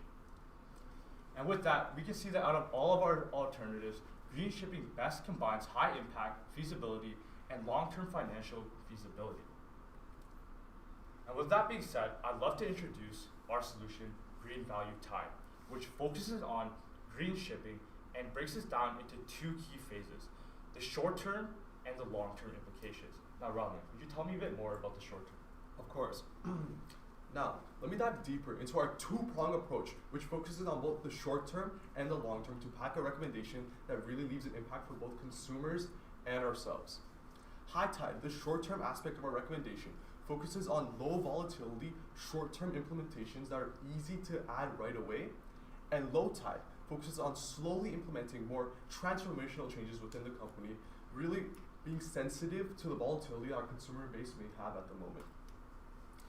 Diving deeper on how we're going to do this, I want to highlight that during the short term, we're looking at using explicit premium pricing, targeting our frontrunners who are already ahead of the game in ESG initiatives, preferred supplier status, kind of giving incentives for these frontrunners to continue pursuing these ESG initiatives, and volume commitments to give that long-term stability for our ESG clients.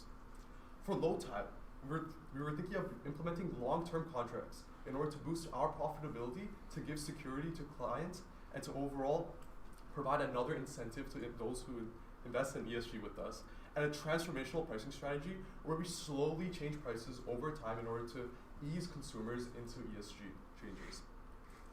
The impact of this will be that CSL will become a transformational leader in the marine transportation landscape. Consumer demand for green initiatives are met without directly increasing prices for them. And lastly, CSL will be profitable while implementing changes to reduce these emissions. This is a structure that allows us to pursue change at all levels while managing our sensitive consumer base carefully. To begin, let's talk about how we chose between an embedded and explicit pricing system for our ESG, for our frontrunners.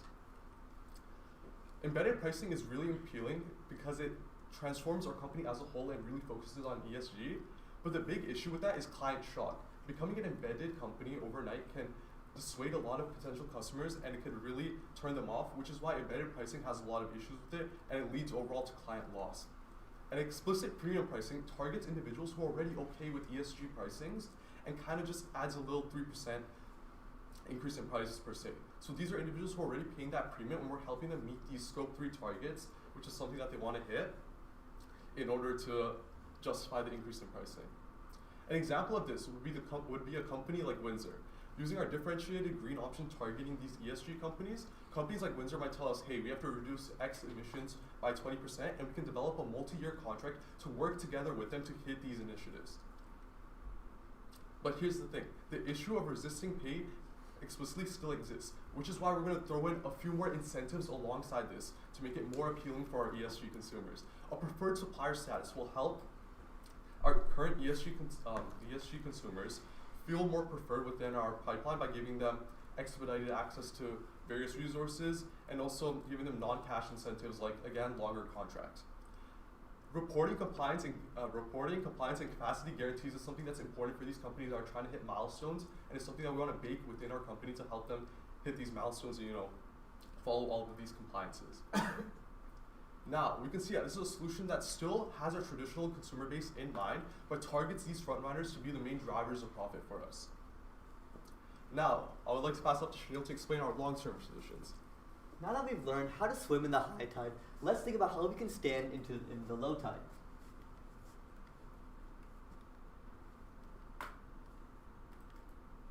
So the key question here is, how can CSL capture full value and transform its traditional clients? Well, let's take a look at this. So now that we've covered frontrunners, there's still the issue of converting traditional clients. As you can see, our plan is to slowly scale with ESG integration. We then use proof points, low friction pilots, and commercial incentives to then convert these traditional companies. So let's take a deeper dive on this. So for proof points, we report case studies with our already running frontrunners. For example, we take Windsor Salt, right? And Windsor Salt had a commitment to meet those 20% reduction emissions in their already existing shipping lines. So we took their baseline shippings and we said, we're going to help you reduce it by 20%. We then take this case study and show that it worked with Windsor Salt and appeal it to these traditional companies, showing that real companies are having real impacts, which is stronger than the abstract idea of ESG talk. For example, just saying that we're going to implement ESG and it'll help you with more ESG sustainability isn't strong enough, which is why we are offering this.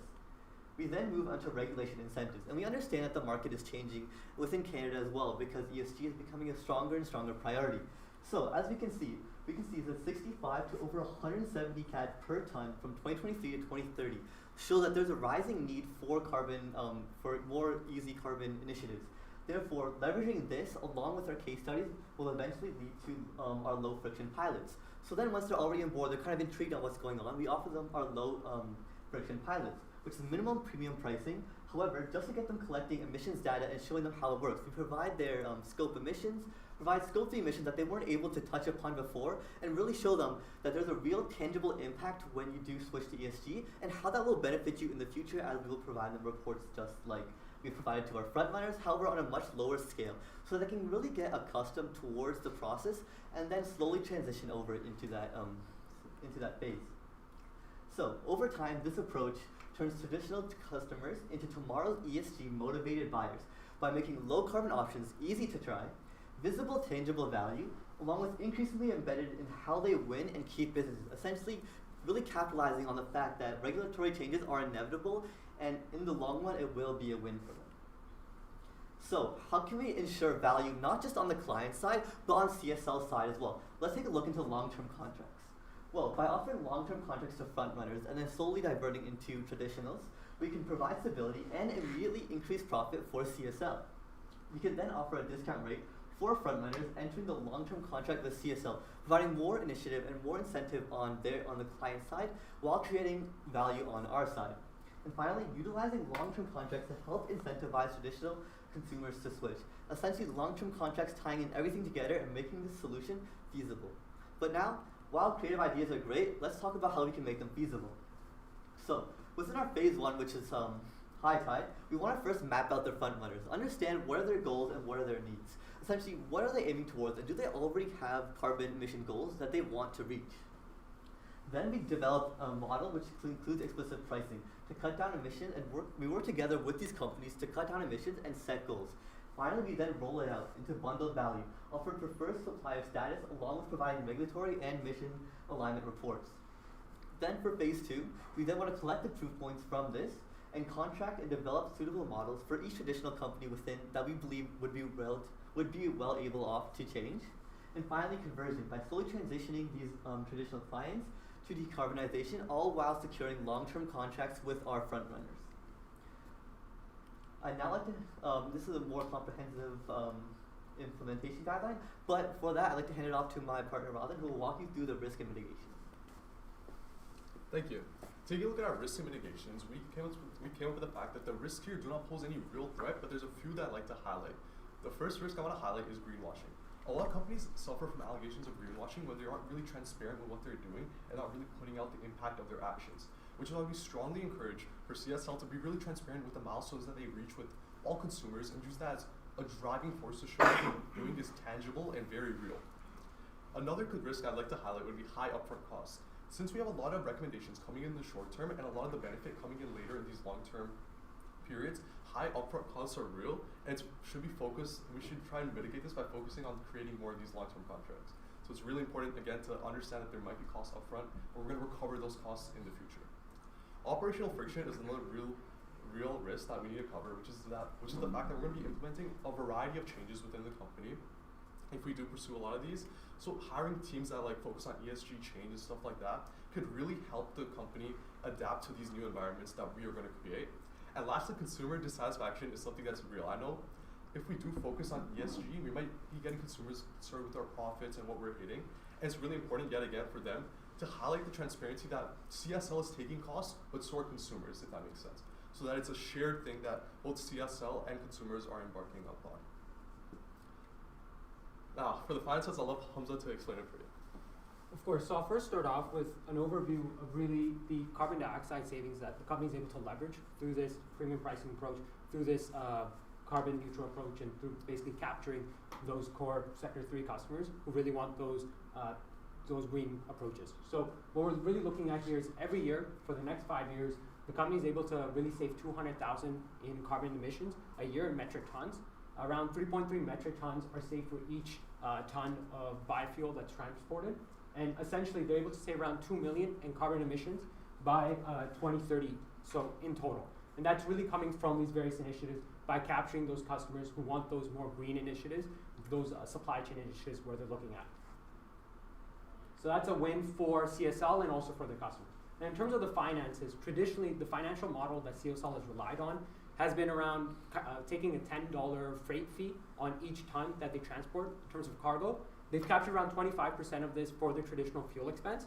What we're proposing is under this premium pricing approach, they're able to add a premium on top of the biofuel that's typically there. Typically, biofuel has a premium in terms of the charge that's associated with it, and they're able to pass this along to the end consumer because of that unmet demand need that they have. They're able to charge them an extra 12% on traditional fuel that they may not otherwise spend. So we're seeing around the next 5 years, they're able to spend maybe 12 to 14% premium on fuel expense. And what that essentially means is over the next 4 to 5 years, the company is able to save around 16 million in fuel savings by 2030. In the past, what they've done is they've taken this cost themselves, which has been around $900,000 a year of cost. They've taken this cost themselves, and now they're able to put it onto the end consumer because of that unmet demand need that's currently in the market. What we've also seen because of that is consumers are able to grow by around 5 consumers plus by 2030. So right now they have around 10 to 11 biofuel consumers who strictly buy biofuel from the company. And what we're seeing is by 2030, they're able to have now 16 biofuel consumers because of these increase in initiatives. So capturing around 3 to 4% an increase in customers per year. And in terms of the assumptions that we've really projected along with this, we've seen that annual cargo volume grows at around 1% a year. So that's baked into our biofuel savings. We also see that non-Scope 3 customers capture scales from around 10 to 20% over the next 5 years. What this essentially means is we'll see some of our Scope 1 and Scope 2 customers transitioning from traditional fuel to now biofuel as the company is able to increase their efficiency. And lastly, we've also seen a 3% spread applied on a biofuel premium. What that means is biofuel typically costs 12% more than traditional fuel. We're able to pass that on to the end consumer, so with a 3% spread attached. So around 12 to 14% is now spent by the end consumer, those Scope 3 customers who want those biofuel savings. So in the end, the company goes from losing those $900,000 that they spend on biofuel, take it as a cost, now they're able to pass it on to the end consumer and make 16 million in savings by 2030. So with that, that would really conclude our presentation. We'd be happy to take any questions. Perfect. Thank you, everyone. Let's give them a round of applause. So that is the official end of the presentation. Now we'll open the floor to question and answer. Just a friendly reminder, the Q&A will last 10 minutes. I'll open the timer on the judges' first question. So judges, go ahead. Okay, so thank you very much for the presentation. I would like you to elaborate more into, or at least again, because I didn't get that. How is the CSL going to collect, so they're going to get the additional revenue? So how they're intending to do that through your green value tide, so the high tide and the low tide approach. So I see your numbers here, but I cannot connect the additional, so the way of collecting revenue. For sure. I'll maybe take it a bit more slower this time. So what we're really seeing here is traditionally the company's taken more of a fee-based approach. So what that means is essentially they've taken a $10 fee on every cargo that they transport, right? So on every time they transport, they take a $10 fee.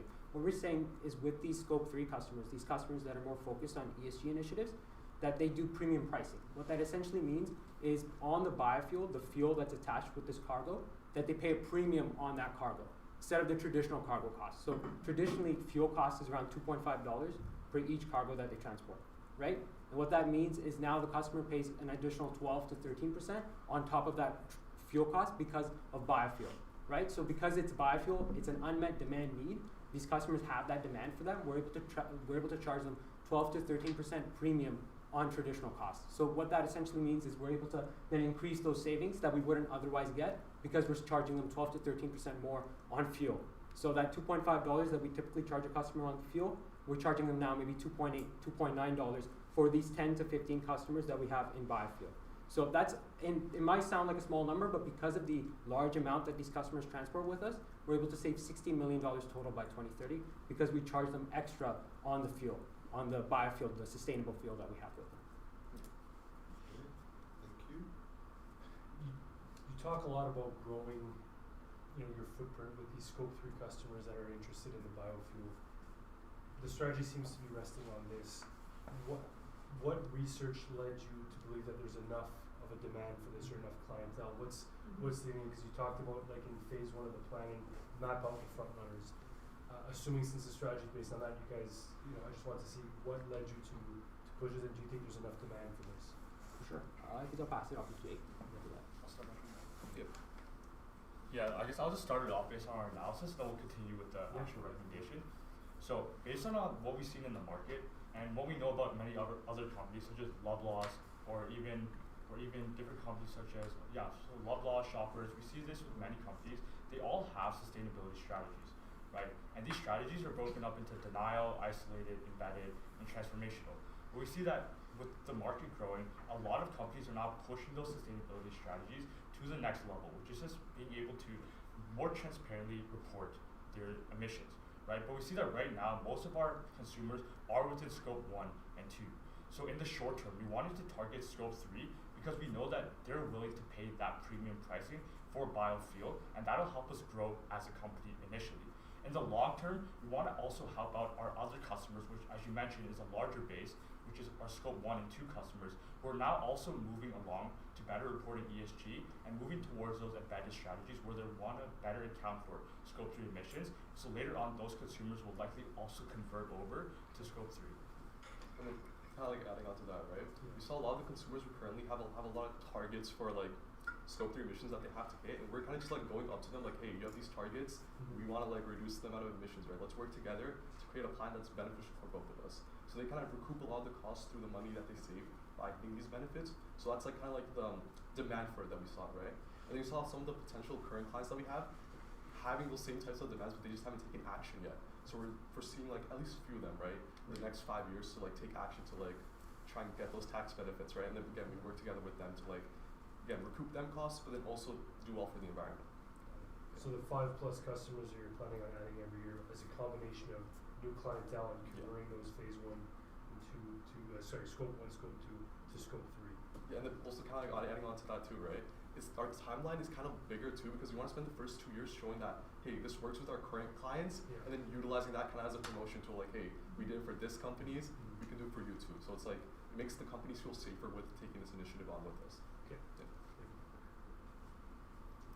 Yeah. One question I have is if I'm on the customer side and I have to answer to my P&L, so ultimately the question is, am I going to pay less for on this line, like how do you make a convincing argument for that on the customer side to be able to do that? Yeah, that's fair.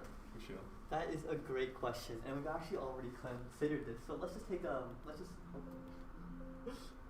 well, anyways, let's just take a more, as we said before, within the Canadian government, right, and within the global government, ESG is becoming more and more increasingly popular.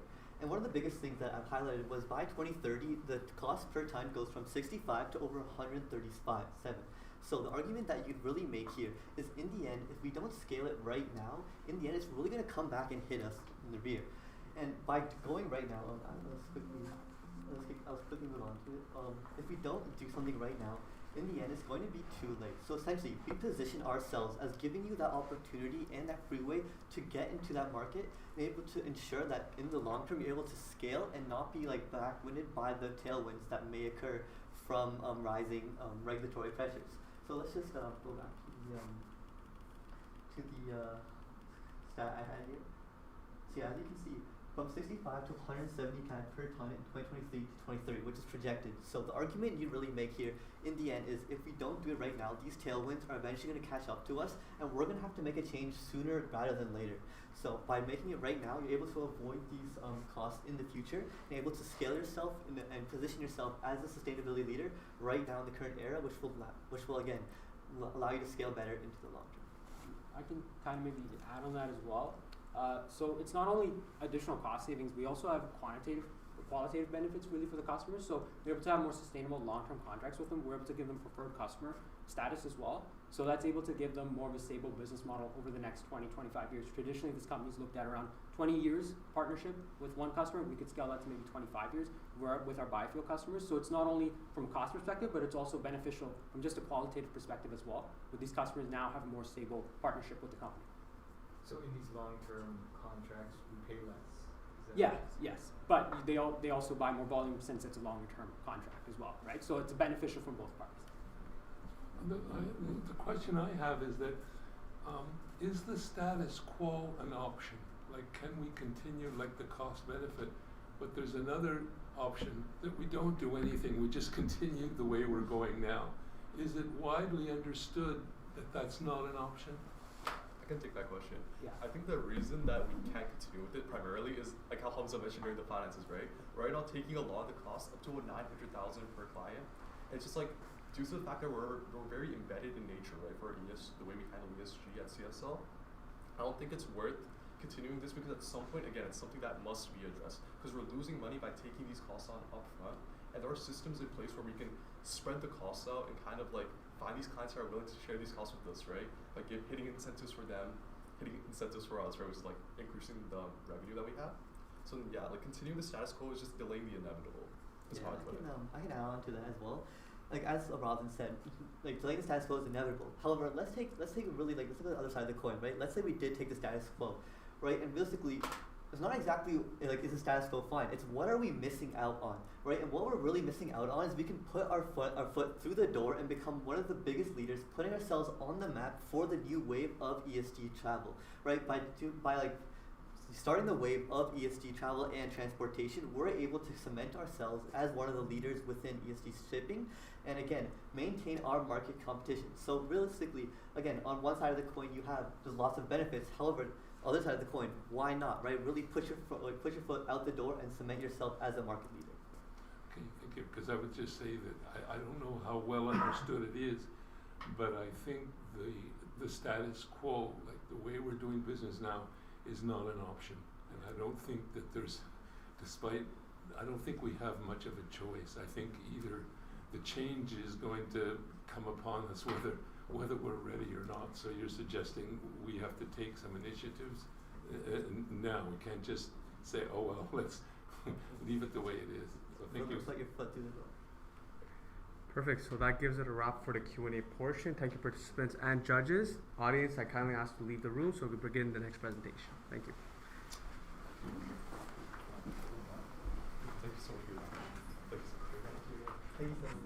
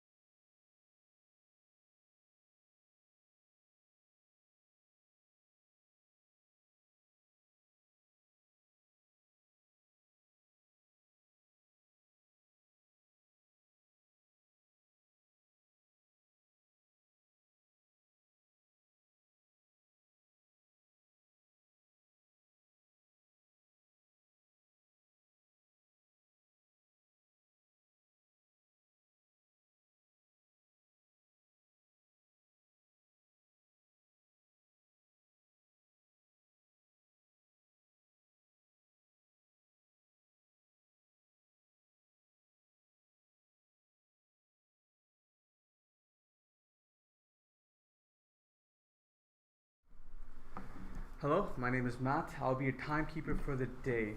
Before we continue, I'd just like to confirm that this is Team C as in cardigan. Is that correct? Yes, correct. Perfect. So I'll show you a warning sign when there's 10 minutes, 5 minutes, 2 minutes, and 30 seconds remaining. The sign will be like this. If this goes up, there's 10 minutes remaining. In the last 10 seconds, I'll count down with my finger just like this. 9, 8, 7, 6, all the way to the last 1 second.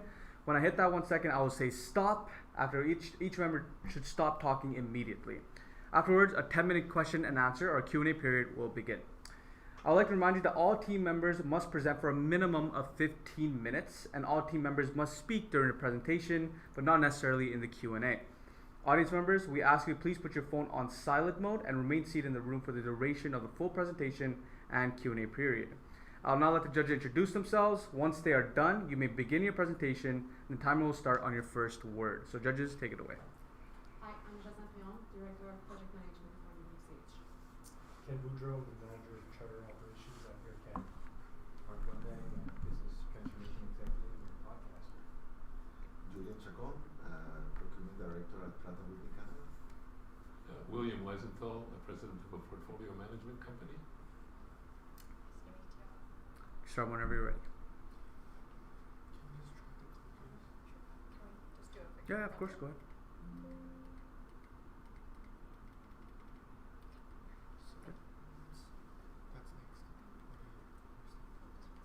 Okay. You're a successful shipping company. You understand that success doesn't just mean owning a pair of propellers. It's perfecting every single component that comes into the ship. Good afternoon, ladies and gentlemen. My name is Daniela. Along with my colleagues from DAS Consulting, we understand that you are currently trying to, despite being a very successful and prominent shipping line within North America, we understand that you are currently having trouble going on with our green offerings. We understand that you are currently having the most optimal shipping lines within North America and the most significantly well-developed offloading technology within these docks. However, you are currently looking to create more attractive offers in terms of green sustainable fueling and be able to extend your influence to clients.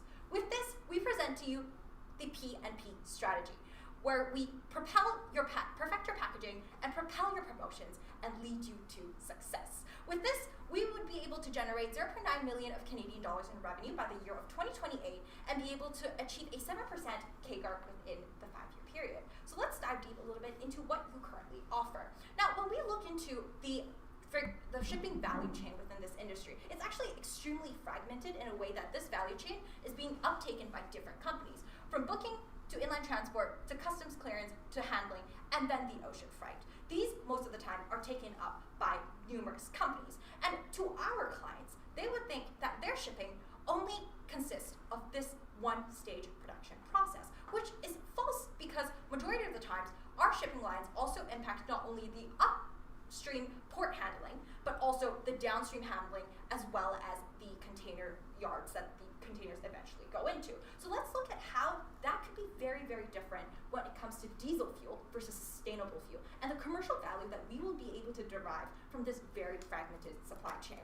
So let's look into this solely from the perspective of handling, ocean freight, customs, and then the destination handling. So we see that in terms of the cost problem, when you deal with diesel oil, the most prominent problem that we have is the fluctuation in oil prices. We see that recently with the closing of the Strait of Hormuz, we're seeing the fluctuation of oil prices, which cause a lot of trouble in the long run when we sign these contracts. So say if a customer signs a contract today, those oil prices could be astronomically high, affecting those freight prices. But maybe 3 months down the road, when the Strait of Hormuz eventually reopens, those prices can go down.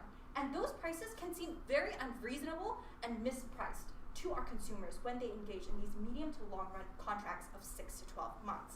But that is very different when it comes to biofuel, because that's a very stable hedge towards the very fluctuating oil market and is considered very well priced and relatively stable over the course of the next 6 to 12 months. So first, that is the first benefit. Freight prices are more certain and more justified. Now, moving forward, second of all, when it comes to diesel oil, there's a high labor handling cost when it comes to offloading and unloading containers onto these ships. Most of the time, these ships require human handling of these containers on and off the ship, which incurs an extra cost in terms of labor costs. However, by using sustainable fuel, CSL is able to use their self-unloaders that are electrified machines to replace human labor at these major ports, which reduce their labor costs by around 40 to even 75%, proven by key shipping lines such as JMUCC. And this can also result in higher discharger rate for faster turnaround times and allow these ships to be docked for a lower price for lower amounts of times. So in general, this can be able to lead us that using sustainable fuel can minimize costs not only in terms of the direct fuel cost, but also in terms of the handling of the container.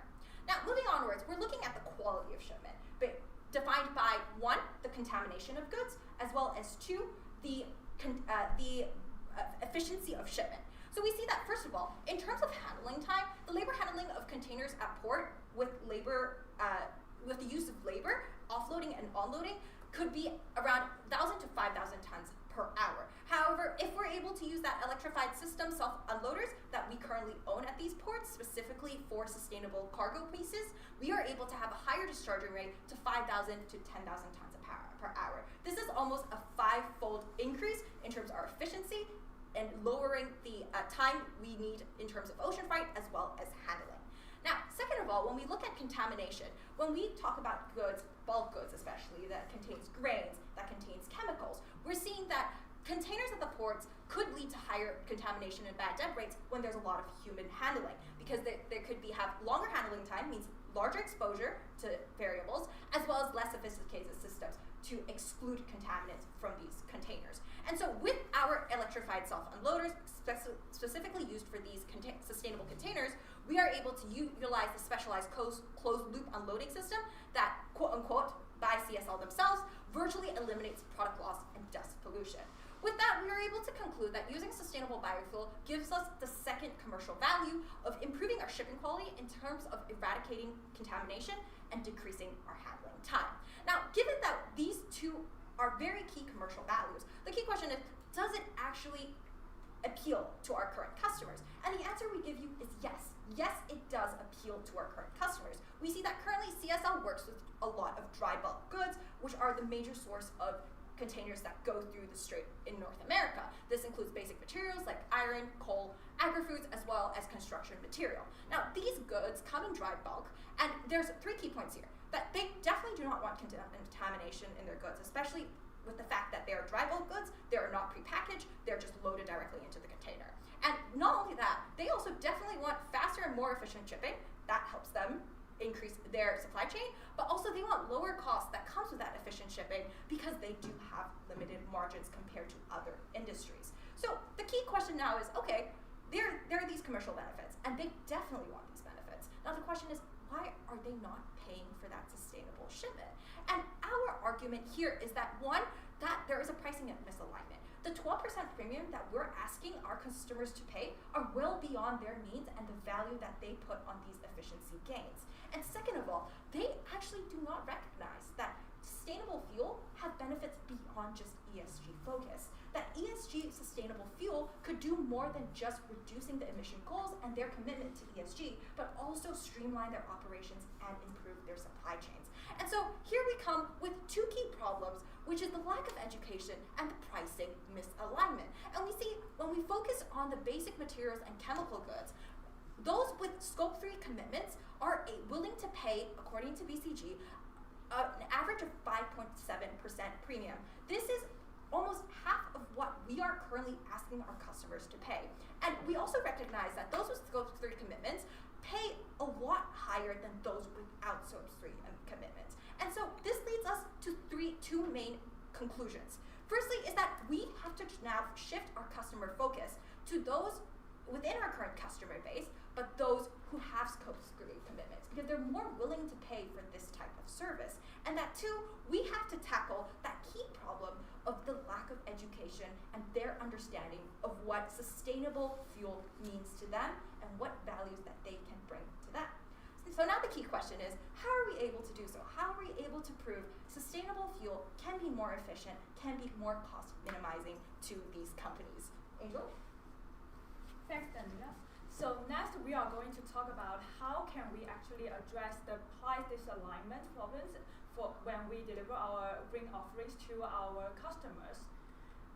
And this is how we came up with our first solutions, that is to offer a package for our customers. So right now, currently, what's customer perception about the overall CSL green offerings lies mainly during transportations. So in our customers' perceptions, they feel like green offering is mainly about, first of all, the biofuel deployment, which means the direct biofuel deployment across like different destinations, and it's what we offer is nearly half of the Canadian fleet, and we offer biofuel solutions to our customers. And however, for our customers, their willingness to pay for the biofuel transitions from diesel fuel to biofuel is low, because they need to pay for additional 12% of the premium compared with using diesel fuels. And according to research, consumers are willing to pay only 5.7% of the premium on average. And secondly, the green offerings is related to the vessel technical efficiencies upgrades. So that means for customers, they feel like it's about the upgradings of the technologies designed to reduce the overall emissions. And their willingness to pay for these kinds of upgrades will be median, because this is compared with the overall saving of the transportations and the emission saving, this is minor part compared with the other parts of the transportation. And thirdly is the very optimization, that is the overall design and optimizations of the route for transportations. And the consumers' willingness to pay for this part of optimization, as it directly save 5 to 10% of their fuel. And fourthly is the emission control platform. That's overall what we offer to our customers related to the emission measurement, verifications, and overall reporting system.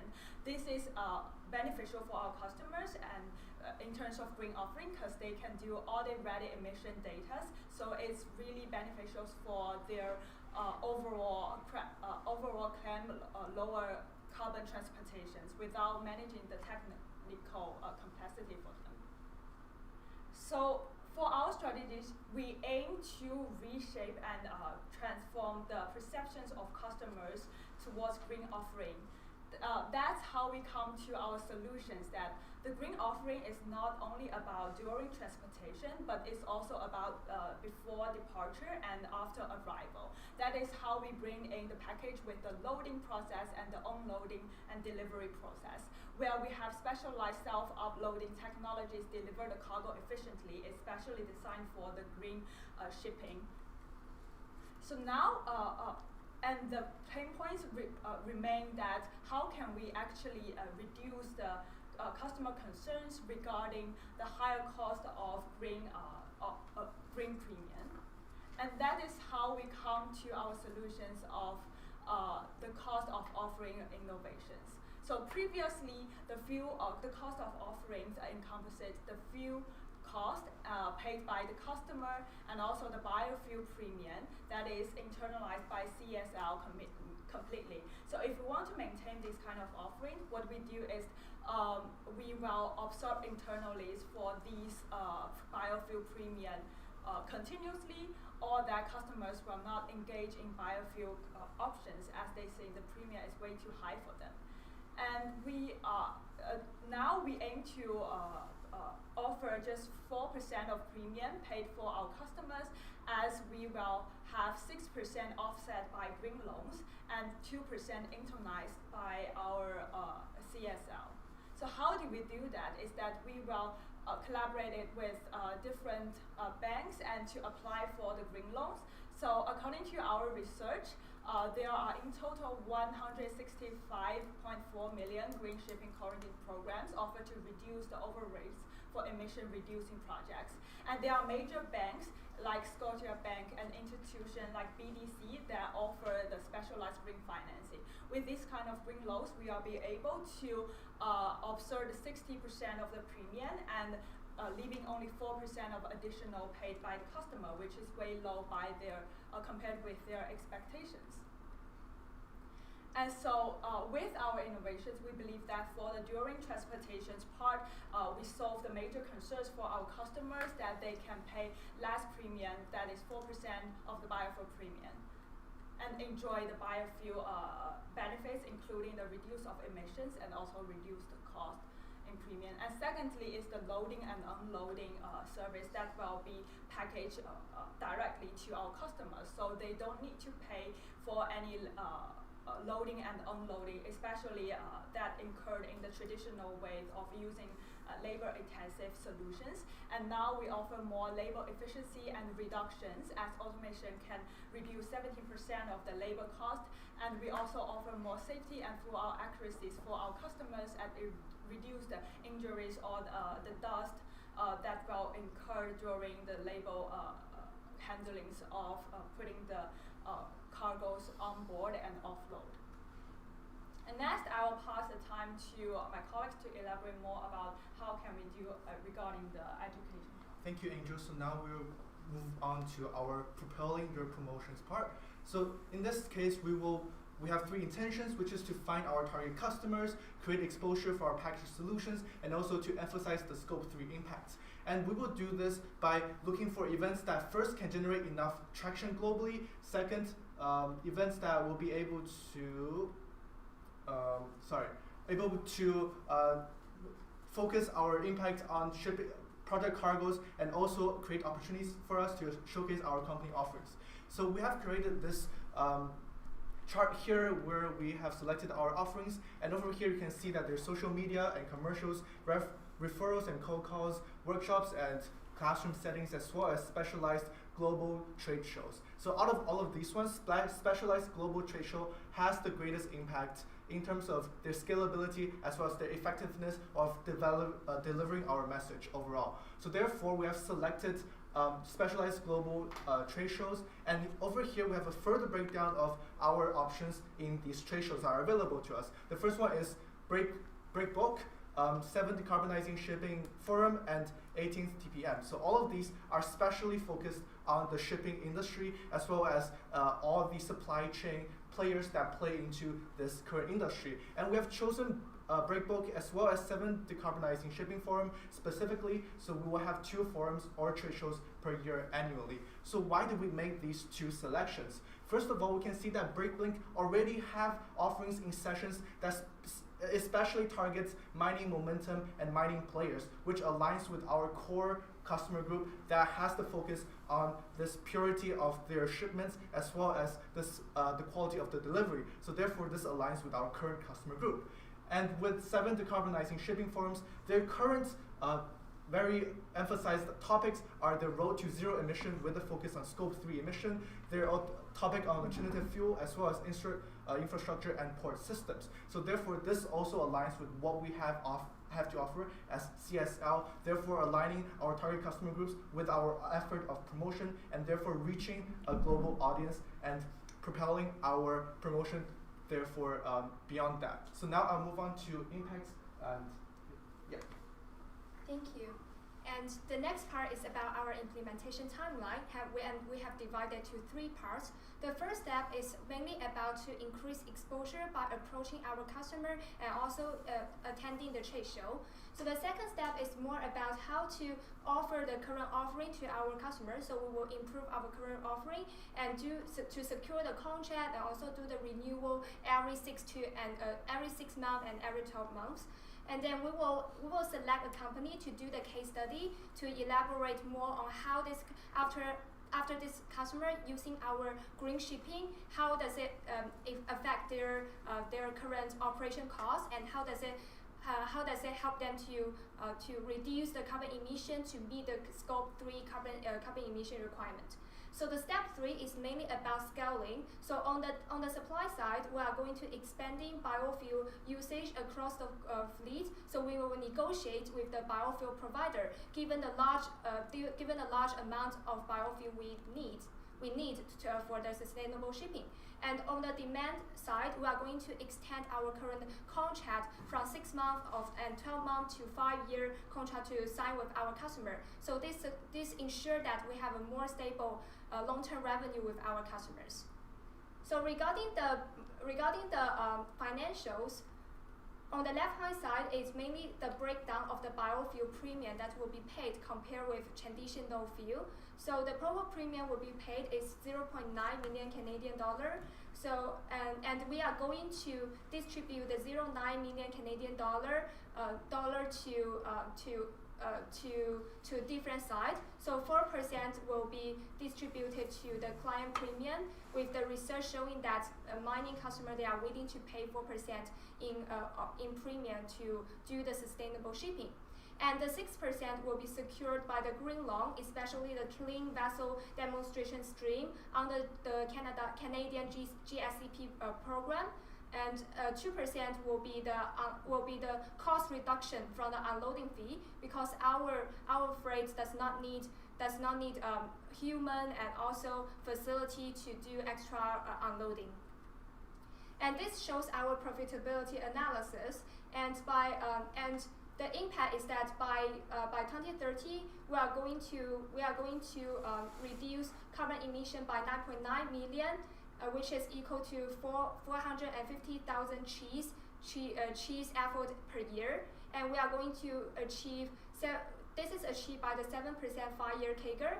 And on the right hand side, it shows the cost by segment, because the majority of the cost is still the freight transportation cost, which accounts for 70%, which is an industry average for shipping company. And we believe that with our strategy, package, and promotion, we are able to build a more sustainable future with our customers by persuading them to use sustainable shipping rather than traditional shipping, to reduce the carbon emission during the transportation. So on the one hand side, they can meet their Scope 3 carbon emission requirement. On the other hand side, they can also reduce the cost during the unloading to achieve this. Thank you, participants. Let's give a round of applause. So that is the official end of the presentation. Now we go on to the Q&A, or the question and answer period. Friendly reminder that the Q&A will be 10 minutes long. I'll start the timer once the judge asks their first question. I have a question. I guess I would be very interested to know if there's any financial incentives, like you mentioned the Bank of Nova Scotia. Could the company use that as a way to help them to recoup some of their costs? Thank you for your question. So based on our research, there's a clean vessel demonstration stream under the, this is a program by Canadian government, and they have led some bank to provide green loan for shipping company to encourage them to use biofuel rather than traditional fuel. And the research shows that they can provide 50% to 85% of the fund fee to promote this kind of shipping. So that's why we think it's able to achieve it's able to save 6% of premium by using the green loan. Okay, thank you.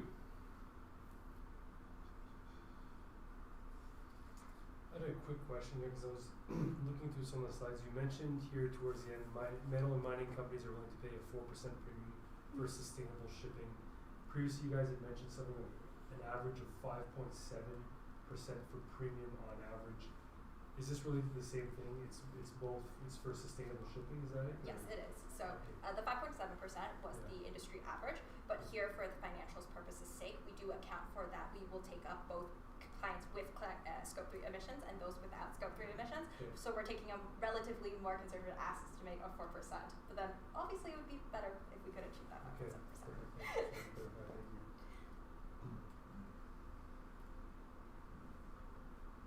Thank you. Can you revisit, walk me through like the bookends, right? So there's the handling at the port and the handling at the destination. Yes. And then you mentioned something about how there's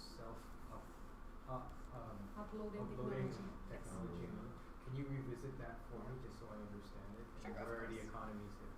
Sure, no problem. So, no worries. We will just get to that slide very quickly. So, the core idea here behind the self-unloading technology is that there's two parts to it. So currently, what the industry average does with the diesel oil ships is that they do it with human labor. They unload and offload the containers with human labor's help. But with CSL, there are current infrastructure already put in place at our ports for electrified machinery that is able to automate that unloading and offloading process. Now, due to a lot of reasons, such as technical feasibility, safety reasons, these machineries can only exclusively on be used for sustainable vessels with sustainable fuel usage. So that's the core differentiation on the use of machinery and technology between the existing diesel oil fuels and those that use sustainable fuels. Now, building off of that, then we really look into where that creates a difference. So the first difference that we're really trying to bring out is in terms of the cost. Well, obviously when you use human labor handling, that's going to incur larger costs due to automation, and that would reduce approximately 40 to 75% in labor cost depending on the industry. Then the next one is in terms of the bad debt and the contamination that could come with these the improvement in technology. When we see human handling happen, there's often larger error and larger margins for contamination because of the longer handling time and exposure when you unload and offload those freights, as well as the less sophisticated isolation systems. What we see is being put in place currently with CSL's infrastructure, which would be able to basically exclude contamination from those freights and be able to ensure better quality in terms of shipment. Thank you for the presentation. So just to make sure, the self-uploading technology is all in place. Correct, it is already in place. There's no investment. There is no investment. This is currently put in place. But it's only for specific ships. For those who use sustainable fuel, correct. This is Yes. which we have. Yes, which we currently own, correct, yes. So is there time for one more question? Yeah, My of course. question is, the international conferences like the one in Rothenburg or these other conferences, who attends most of those? It seems to me it would be a really good idea for Canada Steamship Lines to attend, because those networking conferences will provide some guidance, and the issues that we're discussing today, I'm sure on the European side Have heard from them.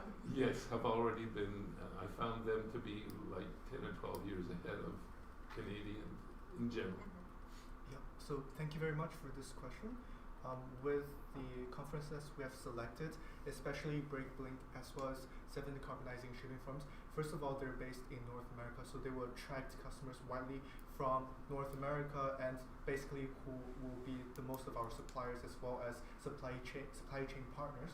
And in these forums, they will attend to assort themselves into 3 groups. So one of them is the shipping companies like CSLs ourselves.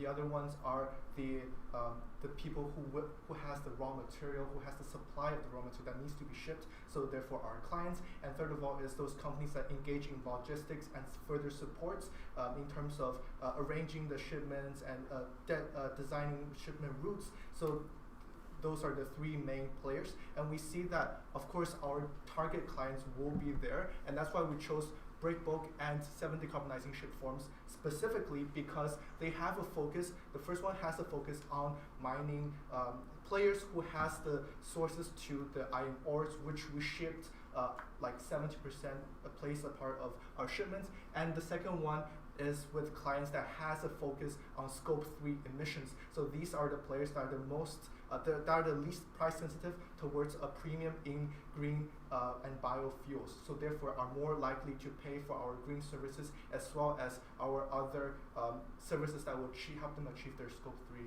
emissions. Yeah, that's excellent. I deal with the European Economic Community, and I find them sometimes 10 and 12 years ahead of the practices in North America. So I think it's a very concrete and doable suggestion. So I think it was a good one. Just to supplement, technology-wise, our reputation is quite good because based on the research, CSL they have the #1 technology in terms of uploading techniques for this kind of sustainable shipping. So we think the current pain point for them is that they didn't